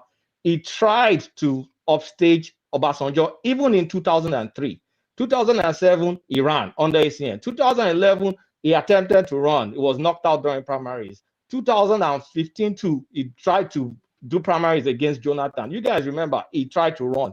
2019, of course, Atiku and Obi. 2023, that was supposed to be Igbos or Southern turn in PDP, he ran. The man officially is 78 years old. Realistically, this is his last shot. And realistically, he assembled this coalition. Are you telling me, an adult here, telling me that Atiku is going to give it up, is not going to contest? You must be joking. So this coalition, I just don't understand if Obi has had an agreement to become VP, because the end result of this thing is they're going to do primaries. Either Obi accepts VP, because there's no way in hell Obi has the delegates to beat Atiku in the primaries. No way. So is either Obi is going to become vice president, and maybe he's agreed to become vice president, or he does what he did in the last PDP. He pulls out. So Obi is, disappointing. With all that following, you did not get a solid agreement, and then you are entering with the wolves. This is not a tea party. This is not a joke. So Obi is either going to support Atiku, that is if he becomes VP, or support Tinubu, which is if he runs by himself and splits the vote. Because this time around, PDP is going to float a candidate. Coalition is going to float a candidate. If Obi doesn't join them, it's going to become a candidate. And then you have BAT. We also remember, these guys are not fond of using their own money. And the people that fund them, Tinubu, are taking all over the South state. I even heard Bayelsa too is even joining. So at the end of the day, this coalition thing, I really don't understand what Peter Obi did. Like, are you going to? Are they going to fool you twice? Literally fool you twice? Okay, Kulata, let me play the role of an analyst. So, what if it didn't turn out the way you are thinking now? What if at the end Obi becomes the candidate of the coalition? Did you think about that? And no, but Rudolph, do you understand what indirect primaries mean? Yeah, I understand. Okay, now you understand. Do you understand how we've been doing our indirect primaries between PDP and APC? Do you understand? Mm-hmm. So who are the constituent of this ADC? Where are they? Are they from heaven, or they are from PDP and APC? No. What I'm saying, I don't know the whole. No. Answer that question now, Rudolph. These are the same people. They're no angels. They're going to run indirect primaries. It's going to be based on delegates. If Obi doesn't have the delegates, he's simply not winning. And not just that, Amaechi too is interested. There's no zoning arrangement. Let's have clear eyes. There's a video today that Atiku was talking to some elders in the north, and he was promising them that this time around, when he's running, he's going to go after corruption. I'm not sure if I sent you that video. He said it in Hausa. That was when I knew, like, this guy is running. So let's not kid ourselves. And if you don't have the delegates, you are not winning the primaries. This is not rocket science. And to get the delegates, you have to buy them. We saw it in APC. We saw it in PDP. Rudolph is the same characters. How is it going to change? We are adults. Let's stop wishful thinking. This is what is going to happen. If Obi cannot buy the delegates, it's simply not going to become the whatever. This is not altruistic venture. These are guys that are desperate for power. These are guys that have been used to power. You're not playing around with kids here. You're playing around with the wolves. Do you think they're going to just shed their skin? It's not going to happen. Let's stop all this wishful thinking. Dr. Rudolph, you are muted. I said, all right, Kulata, thank you so much for. Please, so I'm asking you for 1 second, Dr. Rudolph, please. So, in conclusion, in conclusion, the fact of the matter is, this coalition is already having fractures. You're already seeing multiple camps kind of like abusing themselves as early as it is. Too many ambitions, too many egos, but one man put them together, and that man is still interested. You guys should take out whatever you think from that. There's nothing to be emotional about. I'm signing out. I'll see you guys maybe in 1.5 years' time. Thank you. All right, Kulata, thank you so much. Dr. Damages, if you can give me 30 seconds, please, if you can. Okay, go ahead. And what I want to say, what your friend talked about, I want to tell Nigerians, do not be carried away by APC talking point about this coalition. Let your mind not be carried away from what this guy is talking about. This is APC talking point. Mr. Peter Obi has not told you anywhere that is going to be a running mate Atiku. I just said here when I was making my statement, we have not seen the original document of what this coalition is all about. Mr. Peter Obi is not a moron, he's not a fool. If you believe in what he believes, follow him. If you are, when he gets you to a place you don't want, walk away. We have an organization, Obedient Movement. When we get information from Obedient Movement, that's the information we work with. We don't work with APC talking points. Don't be carried away with APC talking point, Nigerians. It's your choice, right? It's your choice. God bless you. Thank you, Ike. Let me throw this question out about Showore. I asked this question because Deji, who is a friend of Showore, wrote an open letter to him, pleading with him to join the coalition. I want to hear from Showore's supporters here, and I talked about Revolution Now and Comrade Murray. Comrade, let me start with you because we know Revolution is willing to wait for 26 years to have a change. Are you willing to wait for 26 years to have that change? I've already annoyed my. I started before 16. If I tell you my age today, you will wait for me. You know, I fought the Abachas of this one, I fought the MPPs of this one. Today, I'm even passing it on to the next generation. You are taking, I'm still willing to wait. I'm not willing to wait for the next 1 minute. So you think that everybody should come together and try to make a change? Is that? Yeah, but not the way they are going to party right now. So sorry for the glitches earlier. As you see, I want to advise everybody, every Nigerian here, that our emotions and sentiment will not solve our problem. Let's not our thinking, our goal be clouded by our sentiment and emotions. It will not take us anywhere. This is game of politics. This is game of politics. It's not gambling. You try. If it doesn't work, it may be too late for you to. I mean, you cannot make the same mistake twice. I started by saying, as a people, I think we have all been traumatized. I think we are all depressed and oppressed to the extent that we don't really know what we want until we begin to have the people's conversation, not what the politicians are discussing for us. We go nowhere. I'm surprised that people are considering what happened to Obi in 2023. People are still here pushing Obi into the same another mistake. So sorry to say, I might have to offend some obedience today. It's not here to offend Obi and his obedience, but then that I must not shy away from the truth. Obi does not seem to know what he has. Obi does not seem to know his political capital. Obi does not seem to realize the number of Nigerians that died for him, that are still willing to die for him. He's not a good, sorry to say this, he's a smart guy, he has a lot of credibility, but when it comes to politics, I'm just beginning to see that he's not as smart as we think.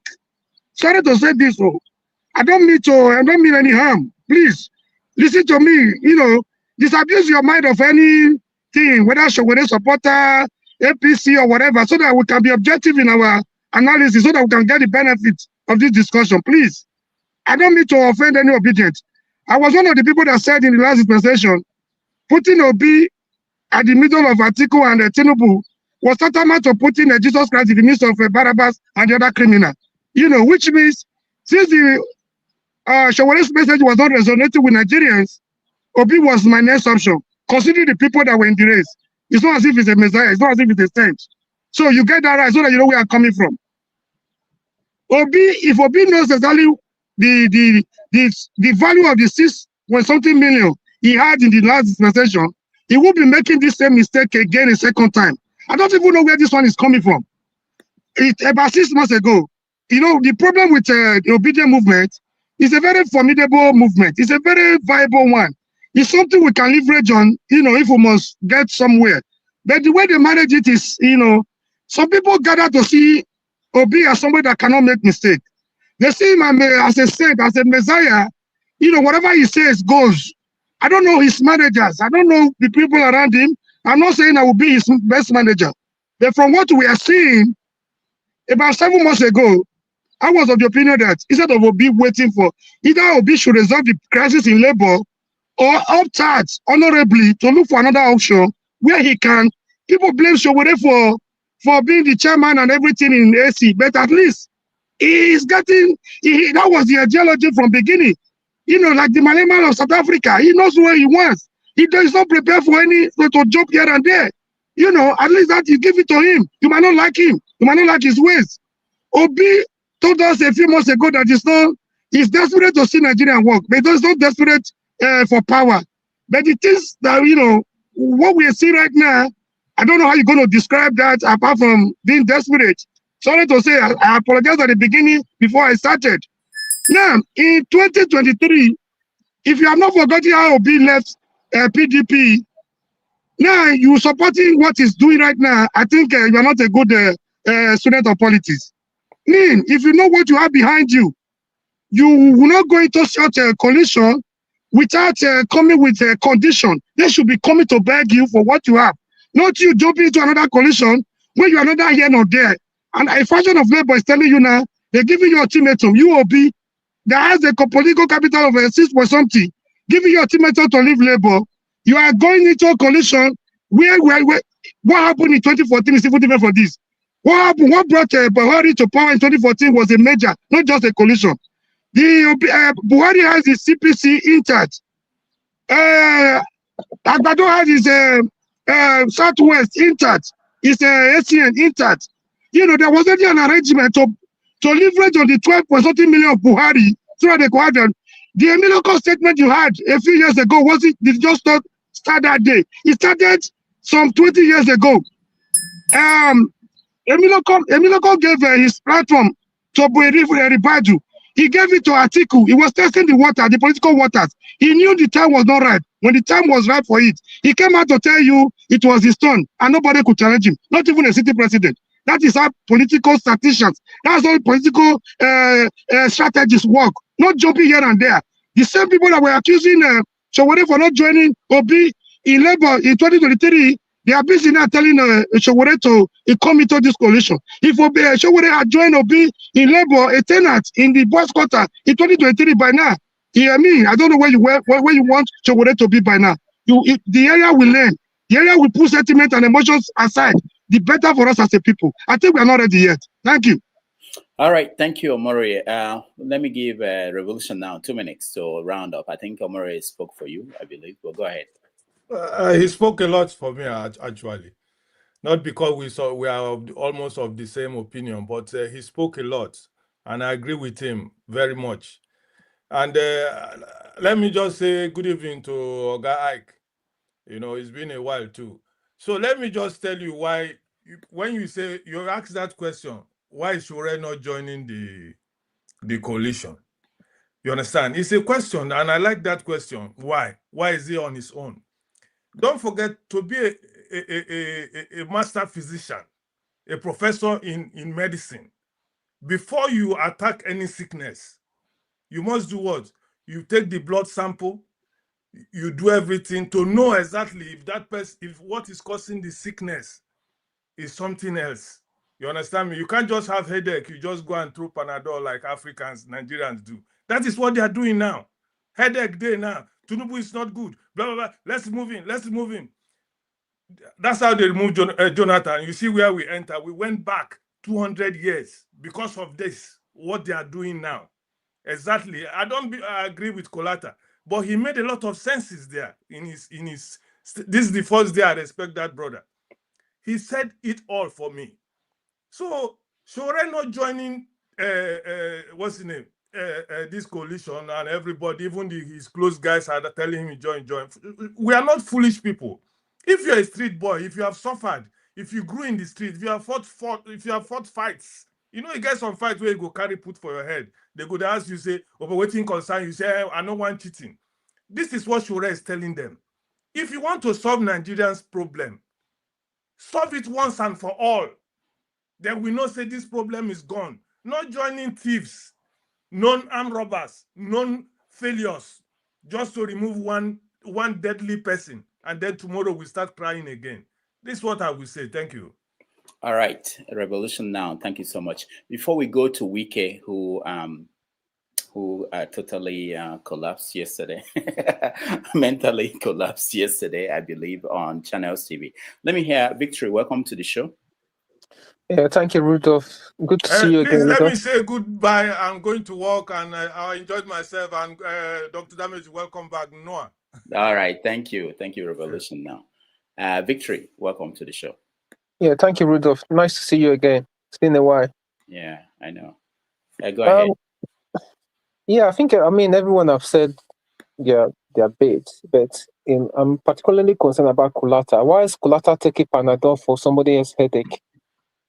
You know, he came here, was telling us that the article will buy the delegate. How is that his business? It's an Agbademia. He should stick to his Tinubu's policies of removing subsidy and floating the naira. You know, some of these people are so daft, like they are so blinded by tribal hatred, and that's the only thing that they see. So for me, I have reservation about the coalition, but I have said that in the grand scheme of things, any government that will remove this calamity called Tinubu should be what everybody should be clamoring for. You know, I don't even care if Obi wants to form coalition with the devil. I don't care. All I'm concerned that this Tinubu government should be removed. Because if you look at what has happened to Nigeria in the last 2 years, it's a disaster. And if this might continue for another 2 years, who knows what's going to happen to Nigeria? You know, so, and I think some of us that are saying that, oh, we don't support the coalition and all that, ask Rudolph, ask them, how many of you have your own personal agent that you've been paying for the last 1 year? I'm talking about you that is still in diaspora, you have money. Fund somebody that is going door to door, telling the people that this is what happening in Nigeria. Let them know, let them aware. So some of us, we talk, we make noise, but tell them to bring their money, put their mouth where their money is. They will never. And is it Nigerians that will come out and fight for that vote? Nigerians will not do that. A typical example is my mom here. I said something to her the other day that when it comes to your pastor, you will take your notepad, you'll be writing as if your life depends on it. I said, if I put Dr. Rudolph show on TV for you now, you have little interest about it. I said, but that's what affects your life. You know, if you don't know about politics, what is happening in your country, how would you know how to adjust? So is it the mindset of people that will come out and defend their vote or fight for themselves? So the only way for you to kind of brace up to the government in power, there have to be some sort of unity, some sort of gathering, And these people, the gathering will be made up of all sort of people, criminals, all manner of people that have messed up Nigeria. But if you look at it, if you do it on a probability scale, you find out that, okay, if this, like I said, we don't know if Obi is going to get the ticket or they're going to zone it to the SAT.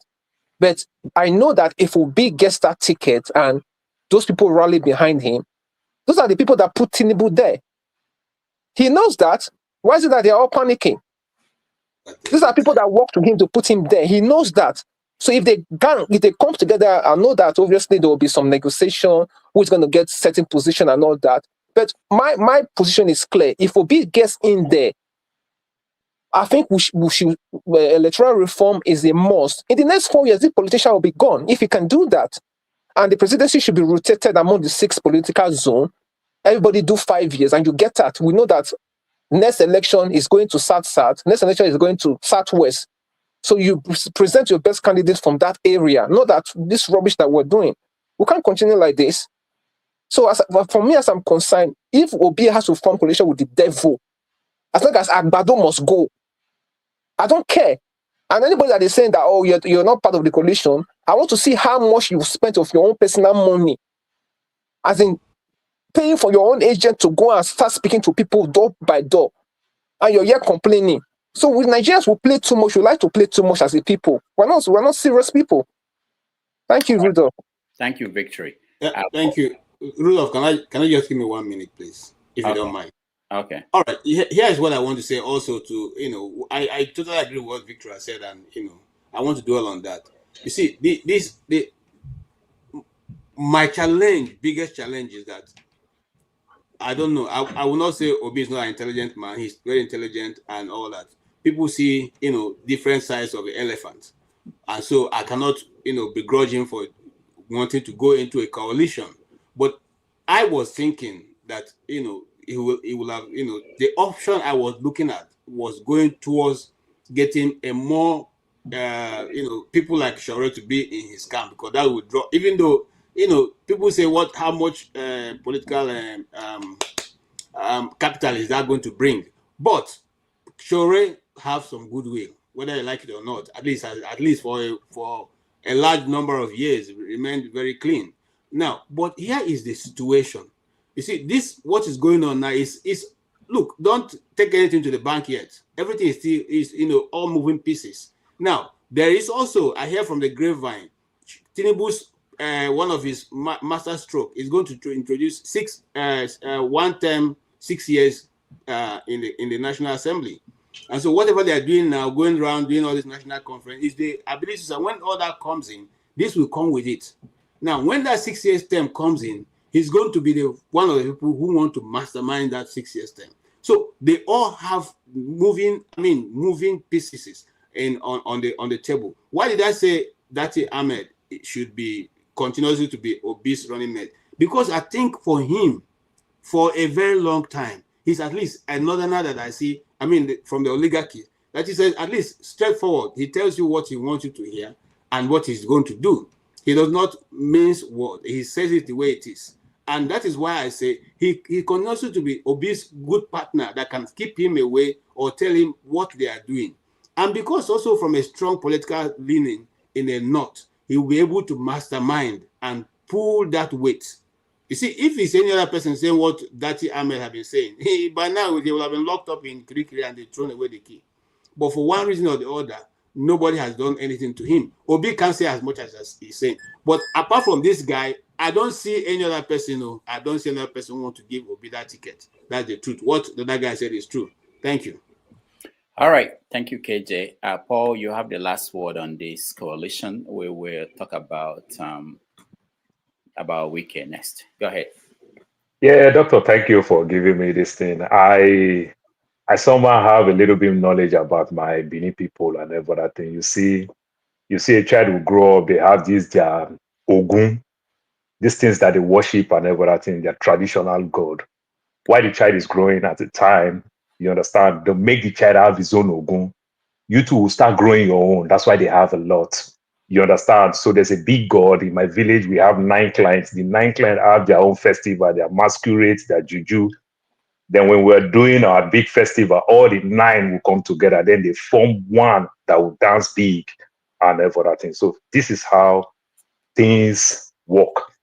Now, why am I saying that? Obi, to some extent, I'm not so much convinced with what he's doing, but at the same time, it's okay. I just hope Obi will not become another Awolowo from the southeast and every other thing. If I believe if I'm Obi, I would tell Obi that I want the big people, you understand, to endorse me before I even go there. Like casually, this is my opinion. If Atiku said it casually, this is my opinion. Just like the way Biden picked Kamala Harris, then go there, go sell yourself to win the ticket and every other thing. It would have been better because we know very well that it's Atiku's men that is there and every other thing. And summary, Atiku might use this strategy of convincing Obi based on my age. I will be 80 years when I will contest this election and I will stay there for 4 years. Do you think I can do 8 years? No. So I promise you I will do one term and leave.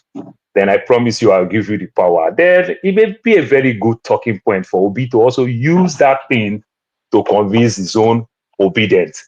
That may be a good strategy. But what about if it didn't work? But the big picture is that a Fulani ruled this country for 8 years and the country didn't work. We went through pain and everything. Hand over it to another thief, a drug baron or whatever, that is also causing more pain to the country and the likes. Then that concept of North and South. Now, I'm not using the word, the two politics they play, the 6th geopolitical zone. I'm using the original word, 2 geopolitical zone, North and South. The North have ruled their 8 years. This is our own turn to do our 8 years. If Tinubu do one term and a Northerner is clamoring with this their talking point and arrogant with power, born to rule mentality and everything, I don't think the South will stand for it. You understand? And Tinubu with his own strategy, like they call it the master bad strategy. Tinubu's strategy is to make all these governors come to his party. Now, if it makes sense, if we have 28 to 30 APC governor, if they rig the election, like for example, if they rig Delta State as a traditional PDP state, it may look that, oh, no, it won't show because you say, oh, they move everything from PDP to APC. So that's why they win. Even when the people will not want to vote for that Tinubu's party, you understand? But when they rig the election, it will look much, much okay. That's why Tinubu is begging everybody. Remember, everybody Tinubu is trying to pull to APC is a strategy just to rig, not to win in terms of politics. It's to rig. So he's a master bad strategist. He's just a bad guy, not like he's playing politics at its best. So for Obi, I think Obi is supposed to understand these things very well. And Obi don't have the chance because if Tinubu do 4 years now compared to Obi age and the power go to the North, and the North do another 8 years, by the time you calculate it, that is called 14 years because there's 2 years to the election plus another 12 years, that's 14 years. Obi is already 62. Then age will also work against Obi. So that's why Obi may want to consider that, let me play the role of vice president. Maybe I stand the chance if I'm in government, I can win and everything. But I don't know whether the people from the South will buy that concept. Maybe they might not want power to go to the North. So Obi, to some extent, is between the devil and the deep blue sea. I would like Obi to play this card very well, like Martin Luther King. See, doctor, we have 45, 46 president. How many presidents we've have in America and everything. No president name is like the name of Martin Luther King. Martin Luther King in name in street is over 1,000 plus. No president have that numbers. Everybody still quotes Martin Luther King, either being black or white. These are the things that Showore want to live in Nigeria. I think since Obi don't have this corruption thing, why not continue your good work, fight a good fight, than moving from party line? Because tomorrow again, they will challenge him. If he join this coalition and last minute understand that they're not going to give it to him and he stand his ground and he walk out again, he also showed desperation. He also showed that desperate, that is very desperate with power, in as much as he's saying it like Fubara, but his body language is saying another thing. So I don't know how Obi want to play this card, but I will just say, don't go into this thing. Let them come out in the media openly and endorse you. Don't go and say, I'm going to go there. I'm going to convince everybody. They want to bring Obi, come very close. By the time they want to let him go, his hands are tied. And remember, even if you want to go, now they're not promising that juicy position called vice president. And that's not what the obedient is backing for. You understand? That's not what the obedient is backing for. So I don't think Obi's strategy works very well. Try to do it open than do it closed door. That's my take on that. All right. Thank you. We will take a break. When we come back, we will talk about Wike and other reactions to what has been going on in the political arena. Let me also remind those that just joined us that tomorrow on 90 Minutes Africa, we are going to have a double header. We are going to have Declan Galvin join us to talk about his travels across Africa, what is going on in Kenya, and the time he spent in Nigeria early last month. Also, we have Professor Ivan from University of Zimbabwe joining us at 12 New York time to talk about the role of Zimbabwe and South Africa in Africa's liberation struggles. That will be tomorrow starting at 12 noon here in New York City. All right. Dr. Amaechi, next time you want to give us double head, make it 2 female, I beg. All right. We'll come back and talk about Wike.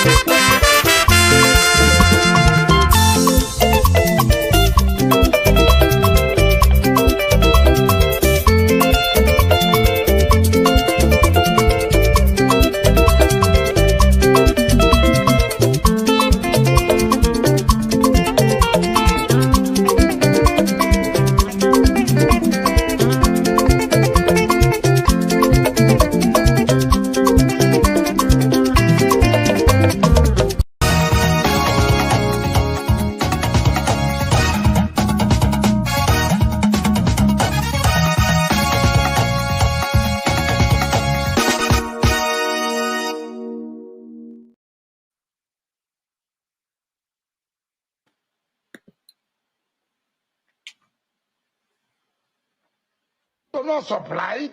Yes, it's correct. Was not supplied. Wasn't it supplied? It was not supplied, yes. That's a crime. Of Israel, it was not supplied. I will come to that. He gave him a Rolls Royce. He took the Rolls Royce. Whether you use the Rolls Royce, what's my business? So, I have a Rolls Royce. Who gave you? So what? Nobody gave me a Rolls Royce. You bought it? Of course. So what? With what money? Which money? So let me tell you. Femi, before Hamatan, there was cold. I didn't come from the same background with Rotimi Amaechi. I didn't were you rich before? Not to me rich. I didn't come. As a student, I was in a Mercedes Benz. As a student, I was in a Mercedes Benz. My father was a general manager of so many companies. So you came from a rich background? I will not say too rich for the Dangotes. But I think I had a small background. Yes.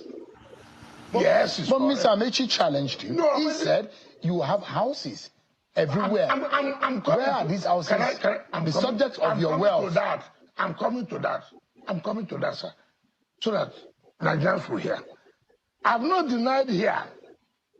His anger, he saw that I used Rolls Royce. So what? It was not given to me by a contractor who was doing job with me. No. A contractor gave him. A contractor gave him. That was bribe. You took from a contractor. I will not do that.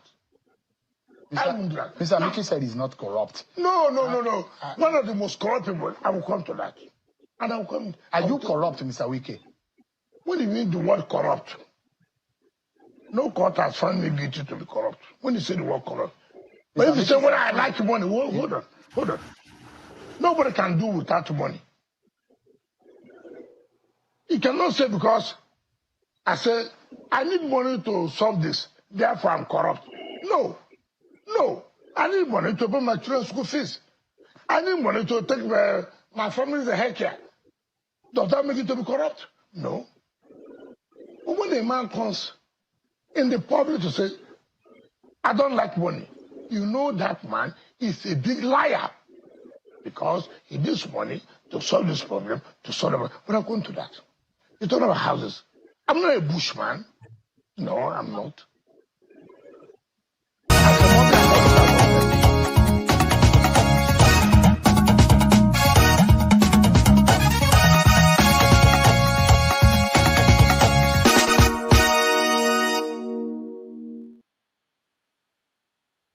All right, welcome back.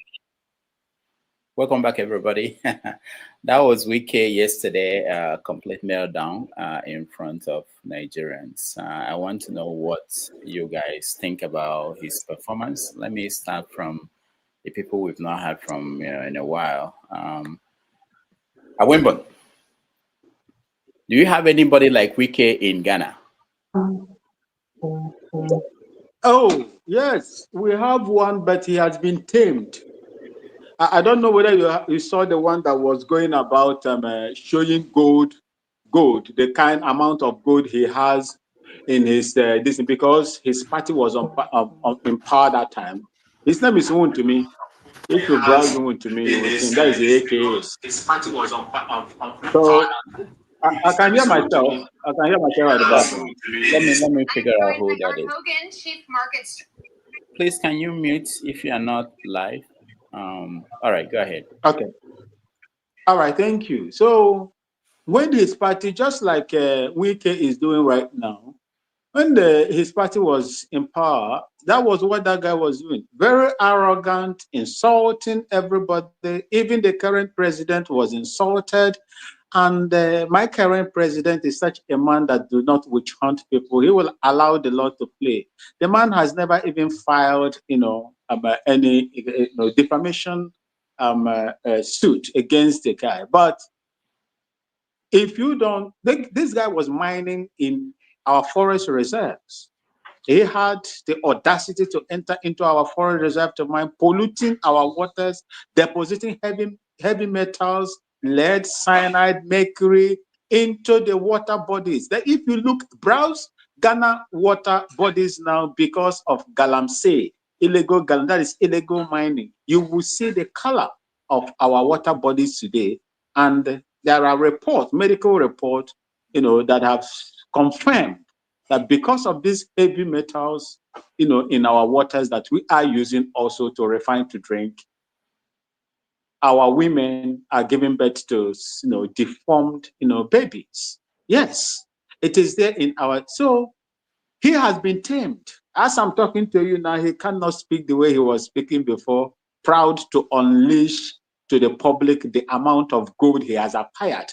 So this is where people are held responsible for their actions. But in Nigeria, you gave them the audacity to do what they are doing.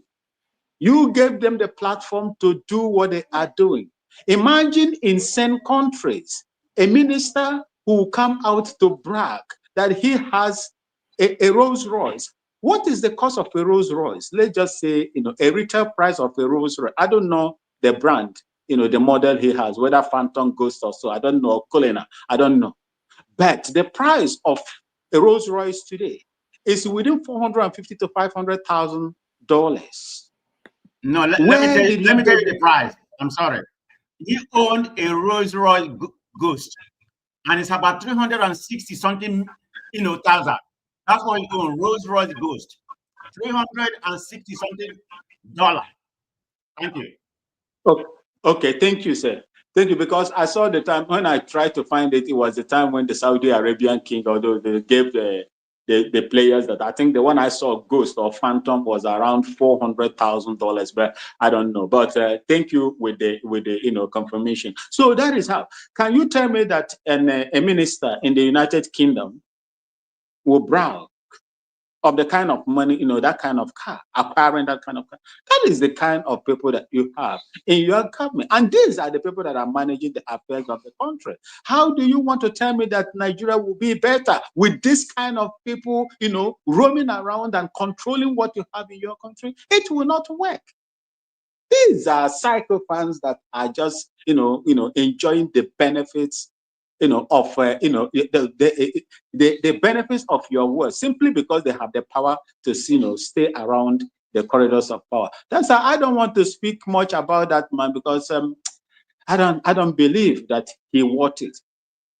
That is what you got. That is what you get, and that is what you have to have. So that's where I'm going to put it. Thank you. Thank you so much, Tony. Wike. Was it triggered by something? Yes, I have followed him for a while. From when he was governor, I didn't know him when he was. I didn't quite know him when he was chief of staff or when he was local government councillor. But from what I read about him, I think Awibo put the facts in perspective. You see, there's a system that creates or throws up people like Wike, and they can speak with him and do whatever they want to do, sometimes with impunity and so on, and they are not sanctioned. You can only have characters like him in a place like Nigeria. I mean, apart from the Rolls Royce we're talking about, he has a plane. And if you check his history, I understand he hasn't worked privately for himself. So all through his career, he's been working for government. And I'm not sure that he has been probed the sources of his wealth. From what Chen asked him, some of the questions he couldn't answer. So, but when you look at him, I looked at Wike when himself and the president and the former governor, Fubarak, were coming out of whatever meetings they had with respect to reconciliation of both parties, over the River State situation in video.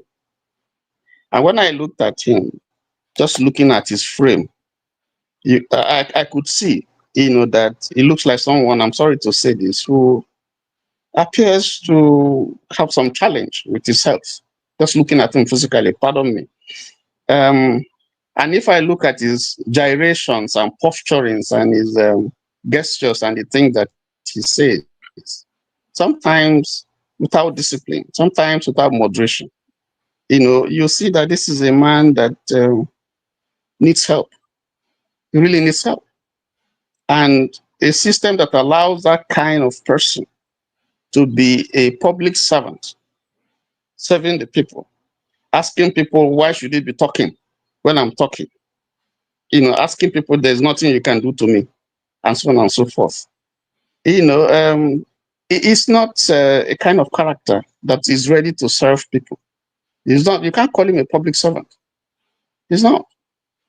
So, but the system, this is a part of the tragedy that we have as a nation, that the person who put him there is even more visible than the person who put him there. And it's unfortunate for me that these are the kind of people that we see everywhere. It's not just him. We've seen ministers also. We've seen people from the federal house, posturing and threatening that they are greater than the IG, nothing can be done, and so on and so forth. So that's the system, that the Nigerian conundrum. These are from top to bottom. These are the things that we see. And so that's why there's a need for a rebuilding of our political system. That's why there's a need for us to actually interrogate the existing political order that we have, and see how we can retool it, and get in people who are ready to serve, not people who are trying to put things in their pocket.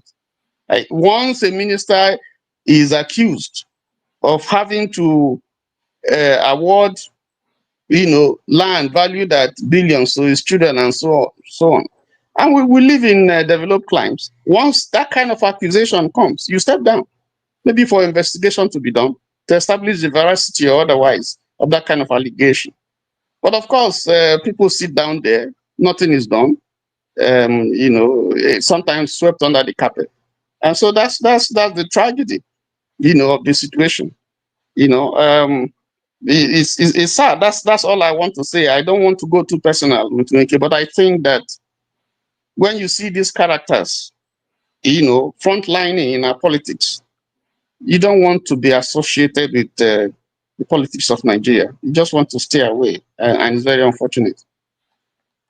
All right. Thank you, Tony. And I'll come to you, Ovie.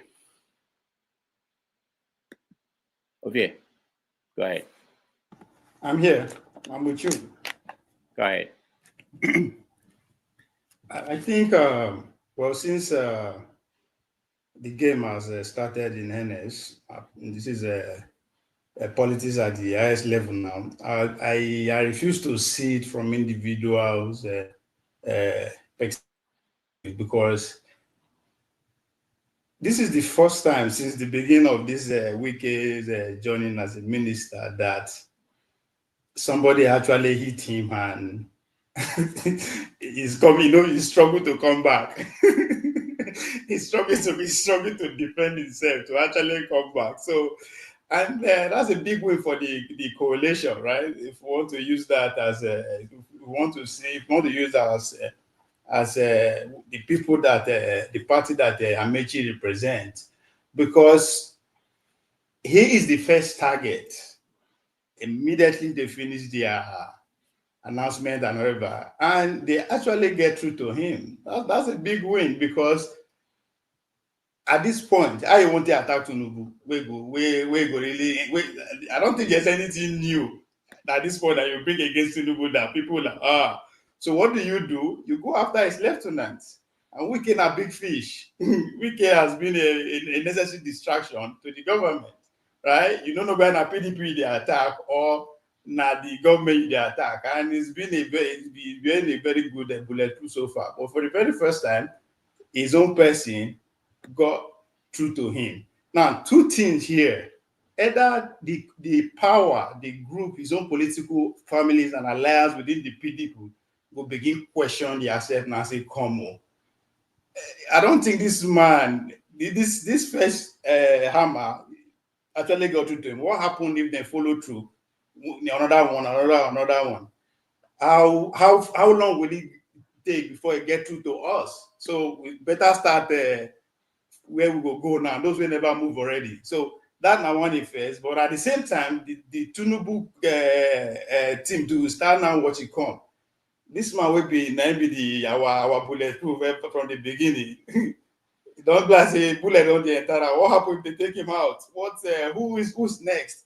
So the competition has started in earnest. It's beyond individual. So kudos to Amaechi and but by extension to the coalition. This is their first attack, and they get through. I think I'll give them the win at this point. So we'll see how what come next. Who is the next target from the attacking angle, or what is going to be their APC who just going to wait for them to keep responding, or they are going to go. But it's very hard for you to go for anybody now in the coalition because you don't actually know who even though every indication point at Atiku, but we don't actually know. So we are in for a treat. We are in for a treat, politically speaking. Let me just point out that while I was traveling in the last 6 weeks, I met a lot of people who watch this show, and they all know you guys, and they ask questions about you guys. I spent most of the time trying to explain that I don't really know Ovie. I've never met Ovie, but a lot of people know you, all of you, and what you say here. One of them sent me a message now, and it's for you, Ovie. He said that in the last segment, you mentioned something about Tinubu, why the Nigerians don't have any reason to remove Tinubu from office. So he said I should play this video for you.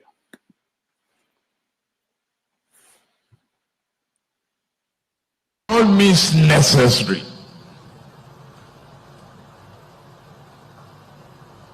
You must have electricity, and you will not pay for estimated bill anymore.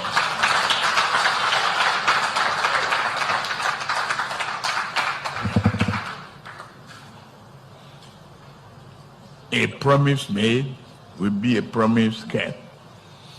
If I can't keep the promise and I come back for second term, don't vote for me.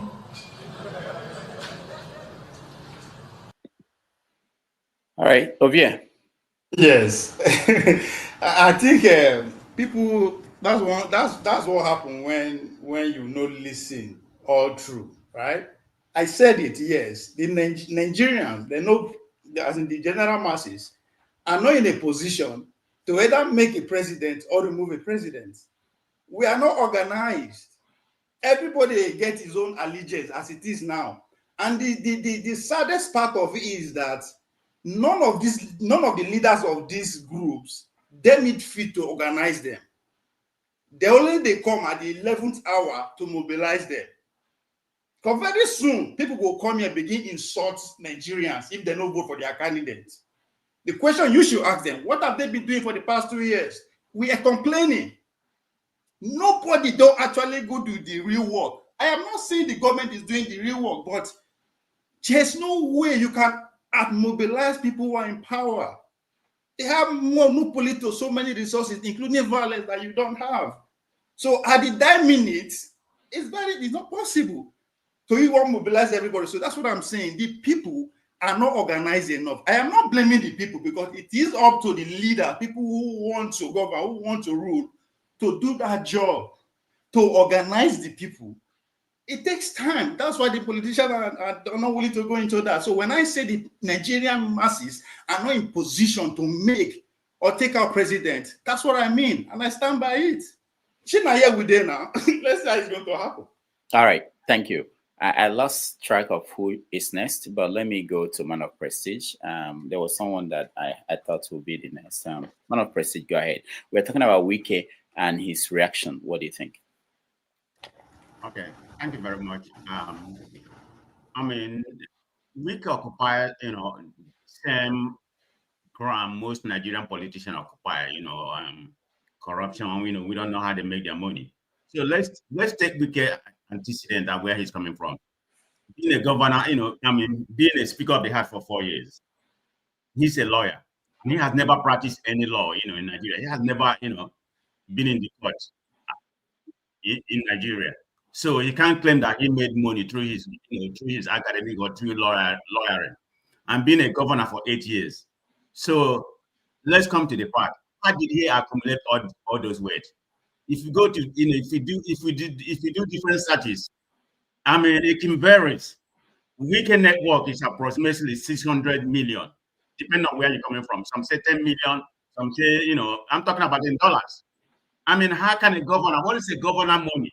You've been in office, let's assume you've been in office for 10, 15 years, including the governorship, the speaker. How did you accumulate such a wealth?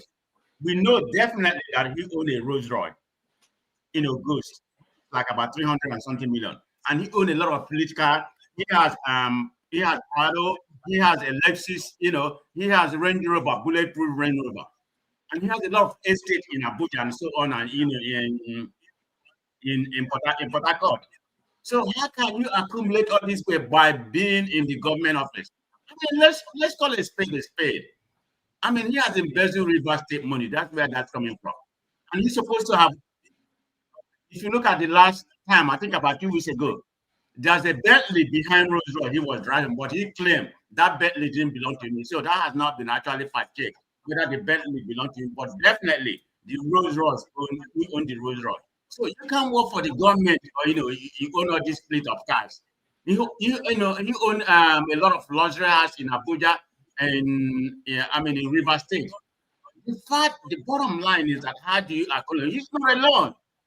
So he's not the only epidemic in that when it comes to Nigerian state, Tinubu and so on. Just before people say he can come here and deny all he wants, whether he own land or whatever, giving his land in Abuja.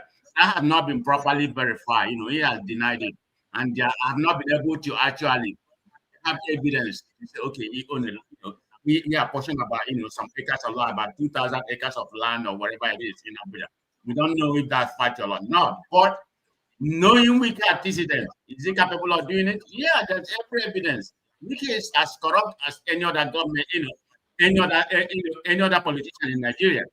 Coming from an oil state, River State, I mean, he can properly be flyover. Maybe the 50% of the budget, he take it. That's what people do. I mean, we are so pedestrian in our, the way we look at this. Just because he built a road, I mean, people crazy that Wike has been doing a good job in Abuja, refurbishing all those whatever he's doing in Abuja. They say, he's the best performing. That's a very pedestrian in any society. I don't know why we give our governors, not others so much credit. I mean, we are very docile. That's the problem we have. Even some people here, we come here and say, he did this, he did this. No, he didn't do nothing. He's embezzling the country money. That's where it is. So all these things that he come on national TV, organized press people. Do you know that every week or every other week, Tinubu organize, Wike organized press, press to come and talk to him. He's the one organized it, and I verify that he's paying them for that press conference. They're not inviting him. He's the one invite them for that press conference he always have, and he paid them money. Is it not the Nigerian money that he's paying, or is it his money? That press, that he organized every other week. So this is where we are right now. So I don't know what Wike is in Nigerian space. He's corrupt, as I can tell. Is he the most corrupt? He's top up there. Look at the money that he made. That's all I'm gonna say in that. Thank you. All right, thank you, man of Prestige. Next time, we played one part of the video. There was another place where he was defending. He was talking about the land that newspapers are accusing him of acquiring in Abuja. And he said something like this, that his children are Nigerians and they deserve the right to own land, just like anybody else. He did not see anything that is of concern, things like conflict of interest. So to him, it's okay. And these are lawyers. It's okay for him as minister in charge of Abuja to allocate land to either businesses that his children have interest in. So these are the standard that we have. People who run the affairs of the country. Go ahead. Thank you, Dr. Damages. I actually listened to that interview. For me, it was very interesting. You know what I can deduce from that interview? I listened to a short clip from Sam Adeyemi, and he was telling the story of how people writing post-UME exam, they're writing it in darkness, and we're using candles and torchlights to write the exam. And he was saying, imagine that is a child writing the exam like that. 20 years, 30 years from now, that child will be in position of leadership. What kind of leadership do you want that child to be? What is the perspective of life that child will have? The child will be thinking, I should build schools where people can go to. Many of them will come out and be thinking, if I was writing with torchlight, whatever you guys have might be okay. You know, I think that's where we are in Nigeria with people like characters like Wike who are in position of leadership. You know, it's sad, but that's the reality. You know, that's the reality. However, there is hope. For me, there is hope. The hope comes from the Nigerians that have seen the light. But the Nigerians that have seen the light must take the bold step to come forward and put themselves up in position of leadership. Regarding the land issue, I mean, it's well known. Look, I lived in Port Harcourt. I followed Wike. I knew him from when he was local government chairman, chief of staff, minister. Look, give it to him. Wike is a dogmatic politician. And he said it yesterday. When he brought Amaechi back, yes, he did bring Amaechi back. He played a critical role in Amaechi becoming governor. He chose to be chief of staff. Why? He said he wanted to control the political structure of the state. He said it there, you know, because as chief of staff, everybody must pass through him to get to the governor. So he wanted, and that is what he has always wanted. Regarding the land issue, it's not only the one in Abuja. I'm sure it's not a lie, because I saw what Wike did in Ada George Road in Port Harcourt, where he purchased that. He literally, people that had the property, he literally took it away from them. If you didn't want to sell, the government will oppress you till you sell that land.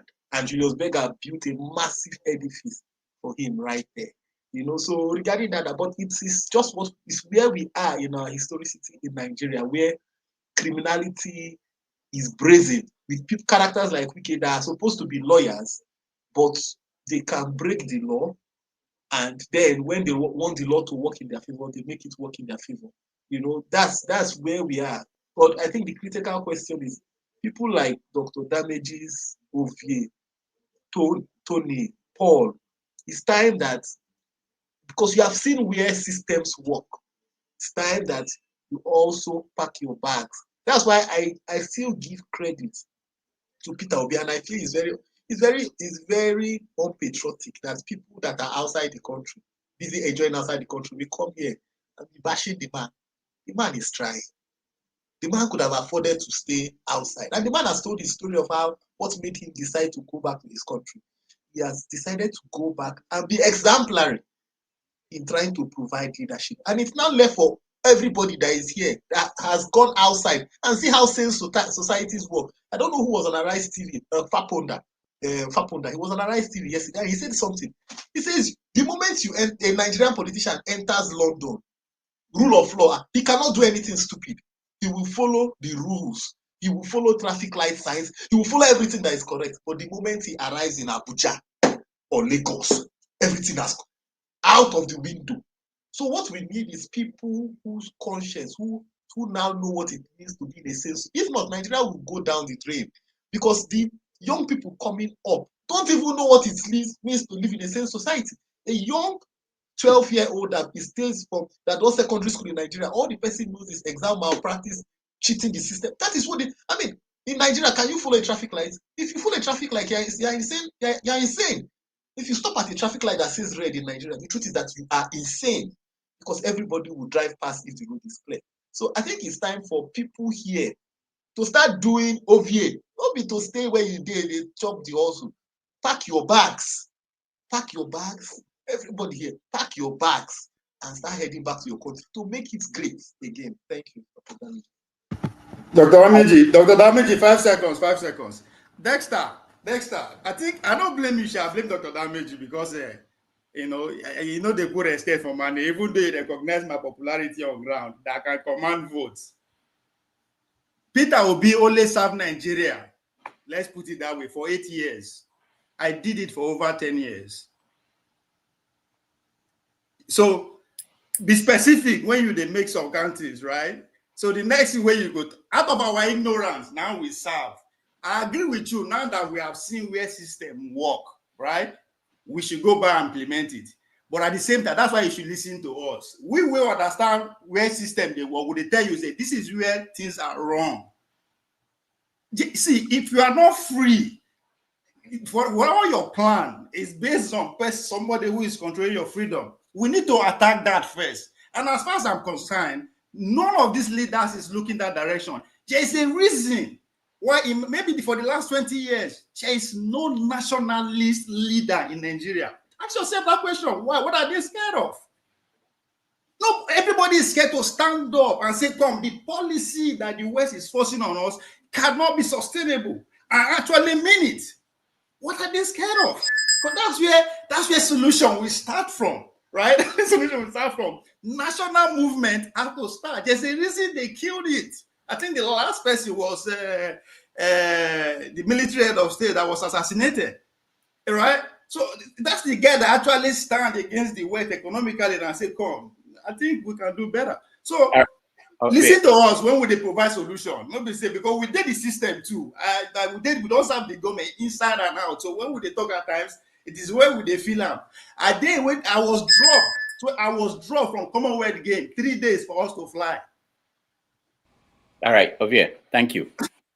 Dexter, thank you so much. Let me play this video. For poverty. Really, it is the poverty that we have taste for more than the prosperity. I attended an interview on Channels Television some days back. Just before we started the discussion, they played this video of some young people in this country that wrote exams recently. They had to write the exams into the night. And in that video, you saw those young people holding candles and torchlights to write the exam. I said on TV that if it was elsewhere, that was enough to ground this country. If we understood the implications, because what goes into a mind comes out in a life. I said, you want to see what our country will look like in 20, 30 years' time? That's it. Because that is what is going inside these kids. If that is what is normal for them, that's what's going to be normal. So you wonder why somebody becomes a senator or becomes a governor and does not have empathy for poor people. That's why. If that was normal for me, why should it not be normal for you? Now that I have breakthrough, that's my breakthrough. God will do your own.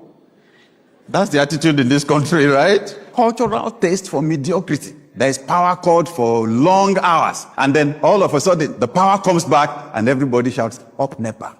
And then, they supply the power for like 10 hours. And it's like, wow, they're really trying to supply darkness. I could go on and on. There are different areas like that where I see the cultural taste that poverty, underdevelopment has produced in us. I noticed something though. The person God would use to deliver Israel from Egypt and to take them to the promised land. You know what God did? He did not allow him to grow in the slave camp. He organized for him to grow up in Pharaoh's palace. The person that will lead us out of the mediocrity cannot be the one that is saying up NEPA because they brought power. It is the person that cannot take it, that thinks it's not normal. So God put him in a different environment so he could have a different cultural taste. All right. Dr. Jamin, yes. Let me just say something. Do you know that why that video, when I saw it, it resonated with me very well. You know why? So I worked in a place in Nigeria. Fortunately, I had a direct relationship with the MD, the CEO of the company. So while they paid other people in Naira, this man, whenever I do tenders for him. Whenever I do tenders for IOCs. Once I submit a tender, he pays me in dollars. So I was not living on the economy of salary. But guess what? This man owed his staff for 1 whole year. 1 whole year. And I asked the staff, why are you coming to work? They are not paying you salary. And you are coming, they are not paying you salary. And they mandate you to come to work. Why? And they kept on telling me, Oga, at all, I ain't bad pass, so at least I know say they owe me. I couldn't understand. I told them, it is not normal. I said, look, guys, it is not normal. The moment the time for your salary to be paid reaches, you shouldn't be here. Nobody, none of them understood that. I couldn't get it through to them. In fact, I had people waiting at the outside telling me, even people that didn't have job, give us job. I said, don't you know they are owing them salary? They said, no, let us enter inside first. Let them be owing us. That is why. Dexter, are you saying that you don't understand why they think that way? No. See, look, I can't look. Dr. Damides, somehow I disabused my mind from that situation, so I couldn't understand why they would be. Look, if they decided not to show up to work, the management had no reason to indict them. That was what I got upset with. Okay, they are not paying you. They have not paid you for 2 months. Why are you coming to work? Stop coming. Oh no, they will sack me. What the heck? Are you not sacked already? What is the problem? Yeah, but they live on hope. They live on hope, and there is hope. Doctor, let me just ask Dexter one small thing. Dexter, I speak the way I speak. My wife speak the way they speak, but my kids still have American accents. You understand? Dexter, you're wired like an American, but you grew up in Nigeria. You have Nigerian accents. Environment mold you. You take it or you leave it. It molds you. All right. Doctor, please, can I say, please, can you indulge me? Can I say just something for a few minutes? I want to go to our Wimble. Yes. I think Dexter is spot on. I don't agree with Paul, because I've had a situation where, as a government contractor, I was awarded a big job, and the government was going to be changed. The new government was going to come in, and I was asked, kind of compelled to not to do the job by, and then they would destroy the file and we share the money. And they could do that. But I stood my ground. I said, no, I prefer to do this job. But what I said was that I can give you part of my profit, but I like to do the job. And they accepted it. And I did the job, and I did it very well. I think the challenge that we have, the environment doesn't change you if you are really the person that you are. And I think the thing that we need in Nigeria today from leadership is people who can stand and brace the odds, because I was ready to lose the job if I had to. So I think we need, if we want to rebuild Nigeria, Mr. Tony, Economics 101 tells us that anything that is below 15% is as good as it does not exist. You might be like that, and I'm not saying you are lying, but you become the abnormal in midst of normal people, because that is their normal. Yeah. So you are the abnormal. That's all I'm saying. I'm not saying you're lying.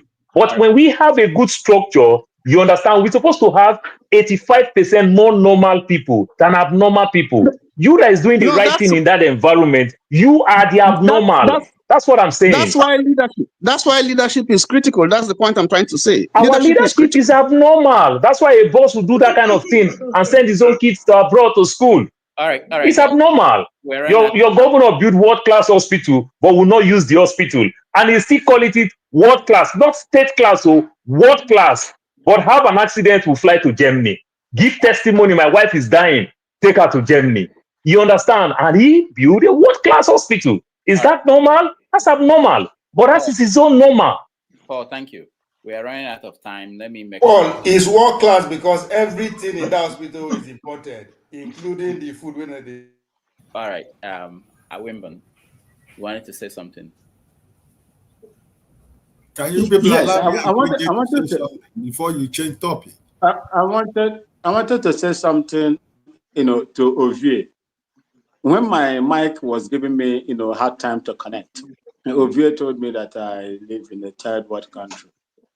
Ovie, we are poor. Yes, quite all right, we are poor. Ghana, we are poor. Okay, but as you can see, I am not living in a poor environment. I live outside the city. And I live in the farm. And when you look around here, since the time I've been talking to you, I have liked for the past 6 months, 1 year, 2 years now, apart from when they were doing a general maintenance in our power system where we were rationed. My light hasn't gone off. My deep freezer, my refrigerator have been turned off because they are, over freezing. Okay, so we are not. I was just touched with what my elder brother said here right now. How can you do that to your own words that are in the classroom writing? Don't you have conscience? But in Abuja, they have constant electricity. If they don't have constant electricity that's supplied to them, they have access to, to deploy solar boards in their houses. And their children attend schools in posh areas or outside Nigeria from your own money. And my uncle, why will you take part of your own profit to satisfy a corrupt politician? It's better that you don't do that job, because he is going to replicate something to another. That is what it is. You have encouraged it, and it is going to go on and go on. Yes, sacrifice it. Sacrifice it so that people, they will know that, yes, this man cannot be corrupted. You use your hard work, your sweat. Did they pay your school fees? They gave you contract to do the job. Why will you now share your own profit to the evil politicians that are milking the country on a daily basis? That is my problem. And those children that were made to write their exams, their papers, using torchlight and cut. Thank you. All right, thank you so much. I don't know, I think there are a few people that are yet to weigh in. I want to bring in Ike, KJ, I'm not sure who else, but Ike, go ahead. Plus myself too. Okay, oh, Ike, go ahead. Thank you, Dr. Damages. You see, in a big space like this, who are we talking about, Mr. Wike? Is he not going back to what I said? Because the people that are supposed to be in the political space are not in the political space. And Wike and his children and his cronies are in the political space. And we are complaining. That's my point. It doesn't matter how you try to address what I say from the beginning. The origin of the problem of Nigeria is what I am saying. And until you try to accept it and not to be too academical, to accept that you are part of the problem. We are talking about Mr. Wike, who has worked without enterprise in all his life. There is nothing he can show you that he has a pure water where he has ever sold pure water to make his money. All what he has made in his life is the wealth of the people that belongs to all of us. And he can sit on the television and tell you that you cannot do nothing. And because he knows you cannot do nothing. That's the point. That's where we are. And because he believes that Nigeria belongs to him and the man from Babylon, and because they have decided, joy-handedly decided, that they are going to cripple Nigeria from the judiciary to the electoral process, and to every system that is supposed to work for everybody. And everybody is keeping quiet. That is the system. And when you see a man who have decided to, Mr. Peter Obi is an open book. Mr. Peter Obi is not a book closed. He doesn't even need to do any campaign anymore. He's an open book. You have had everything that you need to know about who Mr. Peter Obi is. So he is an open book. He doesn't need to do any campaign to come back to tell you that it is from consumption to production. He has never stopped saying it. And that's why I am telling you that for a man of his type to decide to pay the risk that is paying to be that Nigeria becomes a country, and somebody will begin to come here and begin to say things that you need to say, because we have a platform of Dr. Damages that we have opportunity to say whatever we want to say. Let me remind you, all of you, Mr. Peter Obi decide tomorrow to come to the press and say that I've decided that I am out of Nigerian politics. He has lost nothing. But that purpose and that reason that God has brought a man a time like this, it is all of us that are going to pay the price, like what the video of Dr. Damages just showed us right now. And I'm going to end like this. For the avoidance of doubt, Mr. Peter Obi was on the space 2 weeks ago. There is no place anywhere Mr. Peter Obi has told you that he's going to be Vice President Atiku. I don't want people to stop playing the politics of APC. If you have your permutation, keep it to yourself. The man we are talking about has not spoken to anybody that is going to be a running mate to Atiku Abubakar. This is the talking point because they want to divide us. They want to make us keep talking what we are not supposed to be talking about. So we are discussing Mr. Wike today because we have decided to leave the playing field. And all of us have become spectators. And now when he's scoring goal, he are complaining. Why should we complain? So that's why I tell you here, and I keep repeating it, because everything ties to what our first conversation, which is the coalition. I am telling you here, that's my opinion. The only solution to Nigeria, let me tell you, by 2027, we are going to have about 20 million Nigerians that will become 18 years. Those people who are writing that exam with lamp and with candle, most of them will become 18 years. And we have about 20 million youth of Nigeria that are going to become 18 years by 2027. So there is no hiding place for this government. They must go. They must go. And those people who wrote those jams by candle and light, they will be 18. They will rig. You see this election, you see 2027. Rig election and we're going to rig you. All right. Like this. Thank you so much.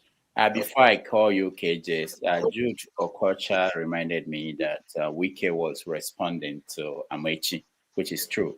Amaechi granted an interview on channels where he spoke about Wike, so Wike was responding to that. So we have to put that in context. KJ, go ahead. I think I did that very well in my response. Thank you so much for putting that last line. But you see, that's because Wike has spoken about Amaechi many times. You know, I work with both of them. I work, Amaechi and Wike himself. You know, created a program called the Giants Tribe of River State. Okay, it's a program we ran for a while. So most of the projects that Amaechi did, I can confidently say that I was there. I saw them. I shot the schools. I shot this. I had interview with all of them, all their henchmen who are now acting up in River State. One way or the other, I had one conversation or the other with them. But yeah, here's where I'm going.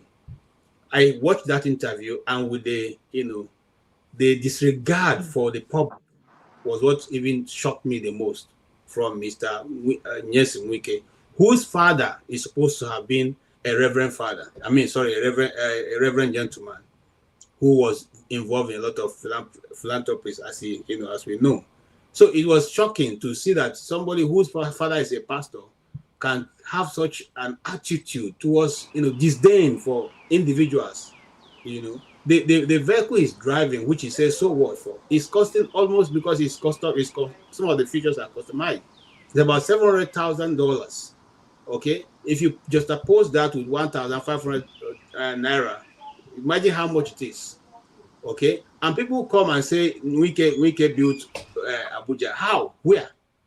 If there's anybody who have improved the life of Abuja, much more than any other person, it's people like Rufai who came in and started other zones. He created, there are other development parts that were not developed. He created them and started them and completed them.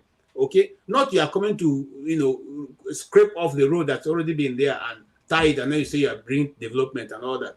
And by the way, I don't want to, because I already made a comment on my Facebook page concerning this. I mean, if it were in a place where people live, okay, the people should have chased him out of government by that, even that single statement alone, whether I would respond to Amaechi or not. But people don't live in Nigeria. And just like Amaechi said, which I totally agree, and I've said it here before, we are so docile a people. We know anybody thinking of a revolution is wasting time, because we are look, Rudolph, I told you first time I came on this program, I said I stopped doing activism, okay, when I realized that you are on your own. You are on your own. Anything that happens, you are your own. But people will just turn around and say, look at this KJ. He's always a troublemaker, and hey, it's good for him. Nobody will back you up. Nobody. You're on the traffic, and you're trying to stop people from taking the wrong road. You are there saying, look, go back. Somebody come and you say, look at this stupid man. Now you get the road, give him a chance now. You get time. These are the things I've heard over time. One time you begin to think that you are the one who is wrong. You are the one who is wrong. I'm not saying Amaechi is a saint. I'm not saying any of them, but I'm saying that the flagrant disregard for decorum, that's the right word, for an individual who trained to be a lawyer. It's appalling to even. I get goosebumps when he's speaking, because they're talking as if nobody can do you anything. You own this life. Look, let's go back, and I don't want to go into other areas so that I can maximize my time. You don't know that giving your children land in Abuja is a crime against the Nigerian Constitution. You don't know that? Okay, if every minister who have come hands land over to their children and then where does that leave the rest of the Nigerian people? And you say that with confidence, beating your hand on your chest. So what? Are your children all this? Just imagine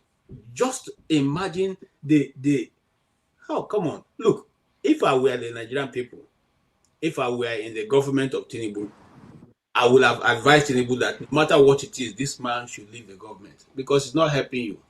Okay, it may look as if he's the one, yes, he's your attack dog, attacking everybody and saying everything. But at the end, listen, when the attack dog has got nothing to attack, he will turn back and attack you. Just be watching. At the end, we will justify whatever we have said here. Thank you. All right, thank you. We have less than 10 minutes, about 10 minutes to round up. The next stream will start, and it will talk about Tinubu's visit to St. Lucia. It will talk about Trump and the big win.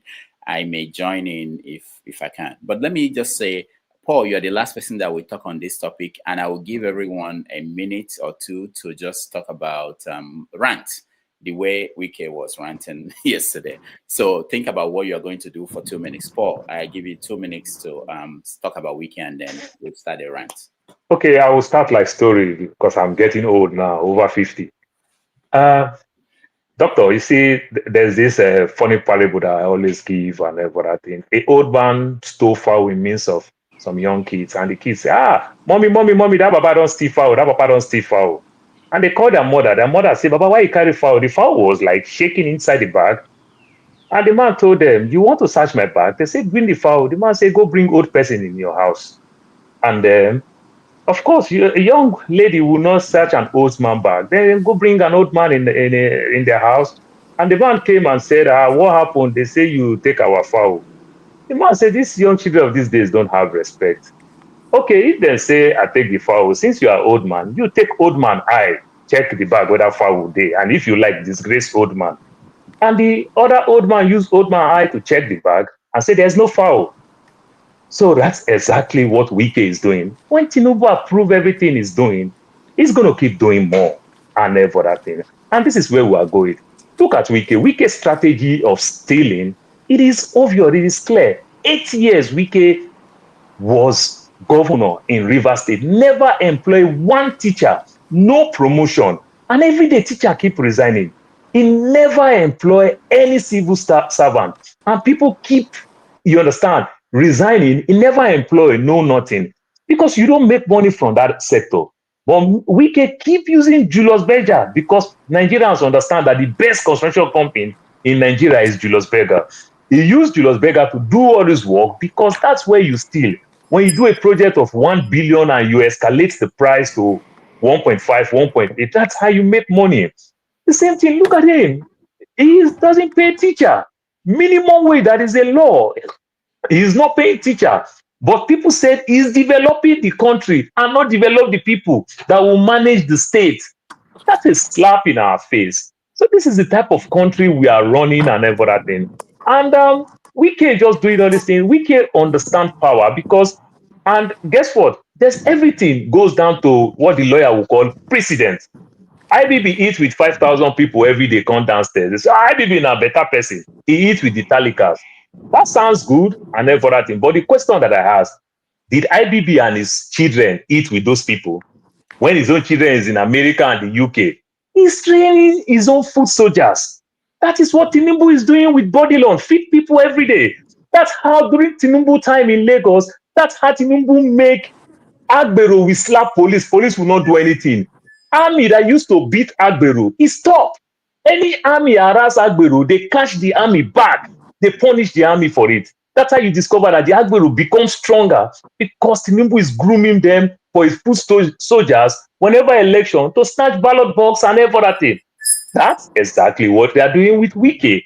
And Wike is the perfect man. Doctor, sorry, before I leave, if it is a same TV station like here in the West, they'll cut that program short.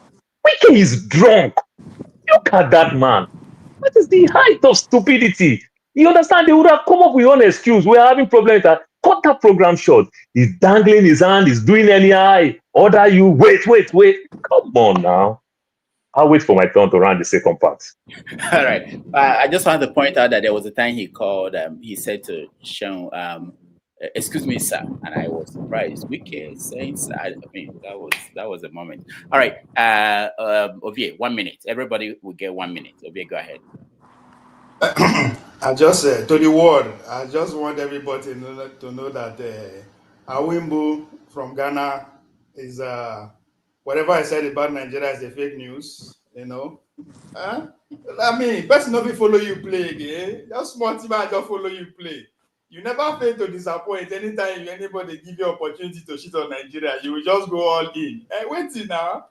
To the world, Nigeria get light. Leave this man making the talk. How many times I don't tell you say I admire your lifestyle, village lifestyle. How many times? Why you take everything so serious? It's not fair now. Look at so now. Anyway, I think that's enough. I ran to that. Yeah, thank you, Ovie. Awimbun, you're next. 1 minute. Thank you so much. I'm good. How are you? Greatest, surprise is, the president of Nigeria traveling to St. Lucia to go and issue scholarship to them while you are giving Nigerian students loan. I don't know how good that one will sound in the eyes or in the ears of the Nigerian people that are paying taxes, that this man is wasting right across the world. If you look at St. Lucia, a St. Lucian average worker receives $6.50-something per hour. Tell me how much a Nigerian average worker receives in an hour. Let's not talk of in a day. That is the place you are promising to give them anything. These people don't have anything. They are just like Barbados, where I stayed before. The same thing. Look at their exchange rate and you see they don't have nothing, only but tourism. That is what they use. So going there to go and give them scholarship is something that nobody should even wish for. Thank you so much and have a great day. All right. Thank you so much. Chris Anyanwu, I know you just joined us. We are ranting. You have 1 minute. You can join the next stream for more time to have a conversation with everybody. Go ahead. 1 minute. Did you say Chris or Chike? Oh, Chike, sorry. Chike. Yeah, Chike. Yeah. I misread that. Okay. Go ahead, Chike. Yeah, you did. Yes, sir. Man, I think I have a lot to say. So I might as well wait for the next, because You mean next stream? You want to wait for the next stream? Yeah. Okay. That's yeah, good. I mean 1 minute. 1 minute is not going to do me any good. Yeah, we are rounding up. We have mandates to end at 3, exactly 3 hours. So I have to end at 3. Okay. Okay. Thank you. Good. Thank you so much. And next time, if you come in early, we'd like to hear your view and everything. All right, let's go to next. KJ, I think you're next. 1 minute. Okay, thank you. I enjoyed the program. Unfortunately, we're not able to do a lot of damage to it. I just want to say this. We are repeating the same process again. I've seen this process over and over in this short life I've lived so far in Nigeria, and it's not going to change. So if I were in Obi's team and I have few friends who are there, my advice to them is this. While you are following this process, keep your options to your chest. Do not release your cards. Keep your options to your chest. Work for as if you're working as one man, but also work as if you're working with the crowd. at the end of the day, when they pull their surprise, which they are going to pull very soon, you yourself already have a fallback mechanism or fallback plan for which you fall back to. Tell the truth, these guys are not ready to let power go, and they know that if you get there, if Obi gets there, they will not have the opportunity they've always had. It's not about Nigerian people, it's about them and what they want to protect, the estate they have stolen over the years. Thank you so much. All right, thank you. I don't have to use the bell. Let's go to Dexter. You have 1 minute.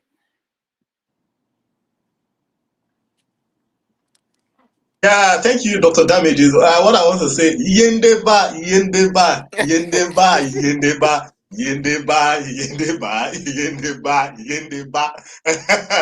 As you dey pain them, you dey sweet us. As you dey sweet us, you go dey pain them.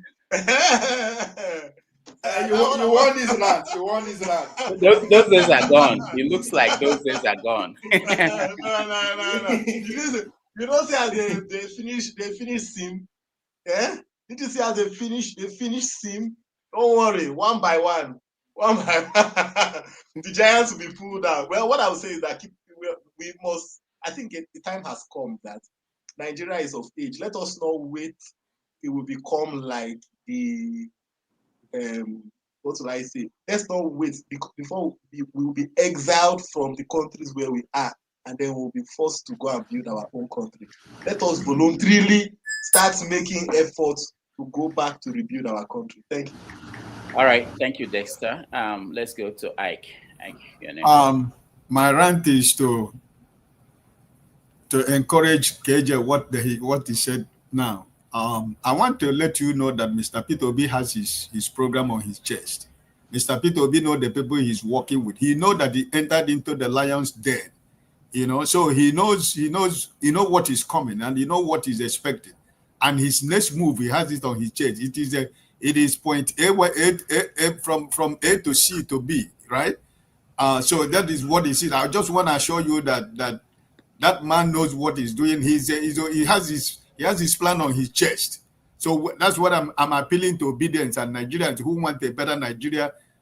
Let's watch. There are just 3 days. We still have. They're not up to 1 week in this coalition. So many things will come out. So many stories will come out. So let us just keep watching and keep following and seeing in the next 1 month and 2 months, at least we will be able to say, okay, this is where I stand or this is where they stand. Thank you, Dr. Damages. All right. Thank you so much. Everybody's doing so well with timing. Paul, you're next. Yeah, doctor, you see, Dexter let me change my round. Dexter keeps saying these things. Living in America, I see people who bring their 70-year-old parents here. Back home, even in Nigeria, they're happy for those people that, oh, thank you, you try, you carry your papa come here. At least, if not for anything, they'll take good care of their health. But that's not what I really think those parents want. But because of our system keep failing us. But on the flip side, I have a young daughter who want to go to college and discover that to be a doctor in Nigeria is way faster and also cheaper than to practice medicine in America. So my daughter want to take that chance. She's the first grandchild from my wife's side and everything, which they love her so much. And she loved it. My daughter, 7 years, she traveled to Nigeria herself. You understand? She fly herself 7 years. So this is the thing. Guess what? My daughter said, I think, Grandpa, I want to come to Unilag to come study medicine. All the whole family said, no, it no go happen. The child that they love, that they will enjoy, that will live with them, they say it no go happen. Because continuously, even them in Nigeria understand that Nigeria is failing them. We love the country, but the country keeps failing us by the day. Every day we travel to Nigeria, we get bad experience. Let's tell ourselves the truth. In as much as we want to manage it and said, oh, some other place. Some things that you see in Nigeria, it's just human error or just power, ego driven, that power thing and every other thing. These are just the thing. Thank you, Doctor. All right. Thank you, everybody that joined us, those on the comment section, those who are in the studio. Paul, thank you so much. Obia, thank you. Chike, thank you. Dexter, thank you. Ike, thank you. And let me also thank those that supported us with their super chats. Team Majek, thank you so much. Kulata, thank you. Miu Hoibi, thank you so much. Oscar Blackburn, thank you so much.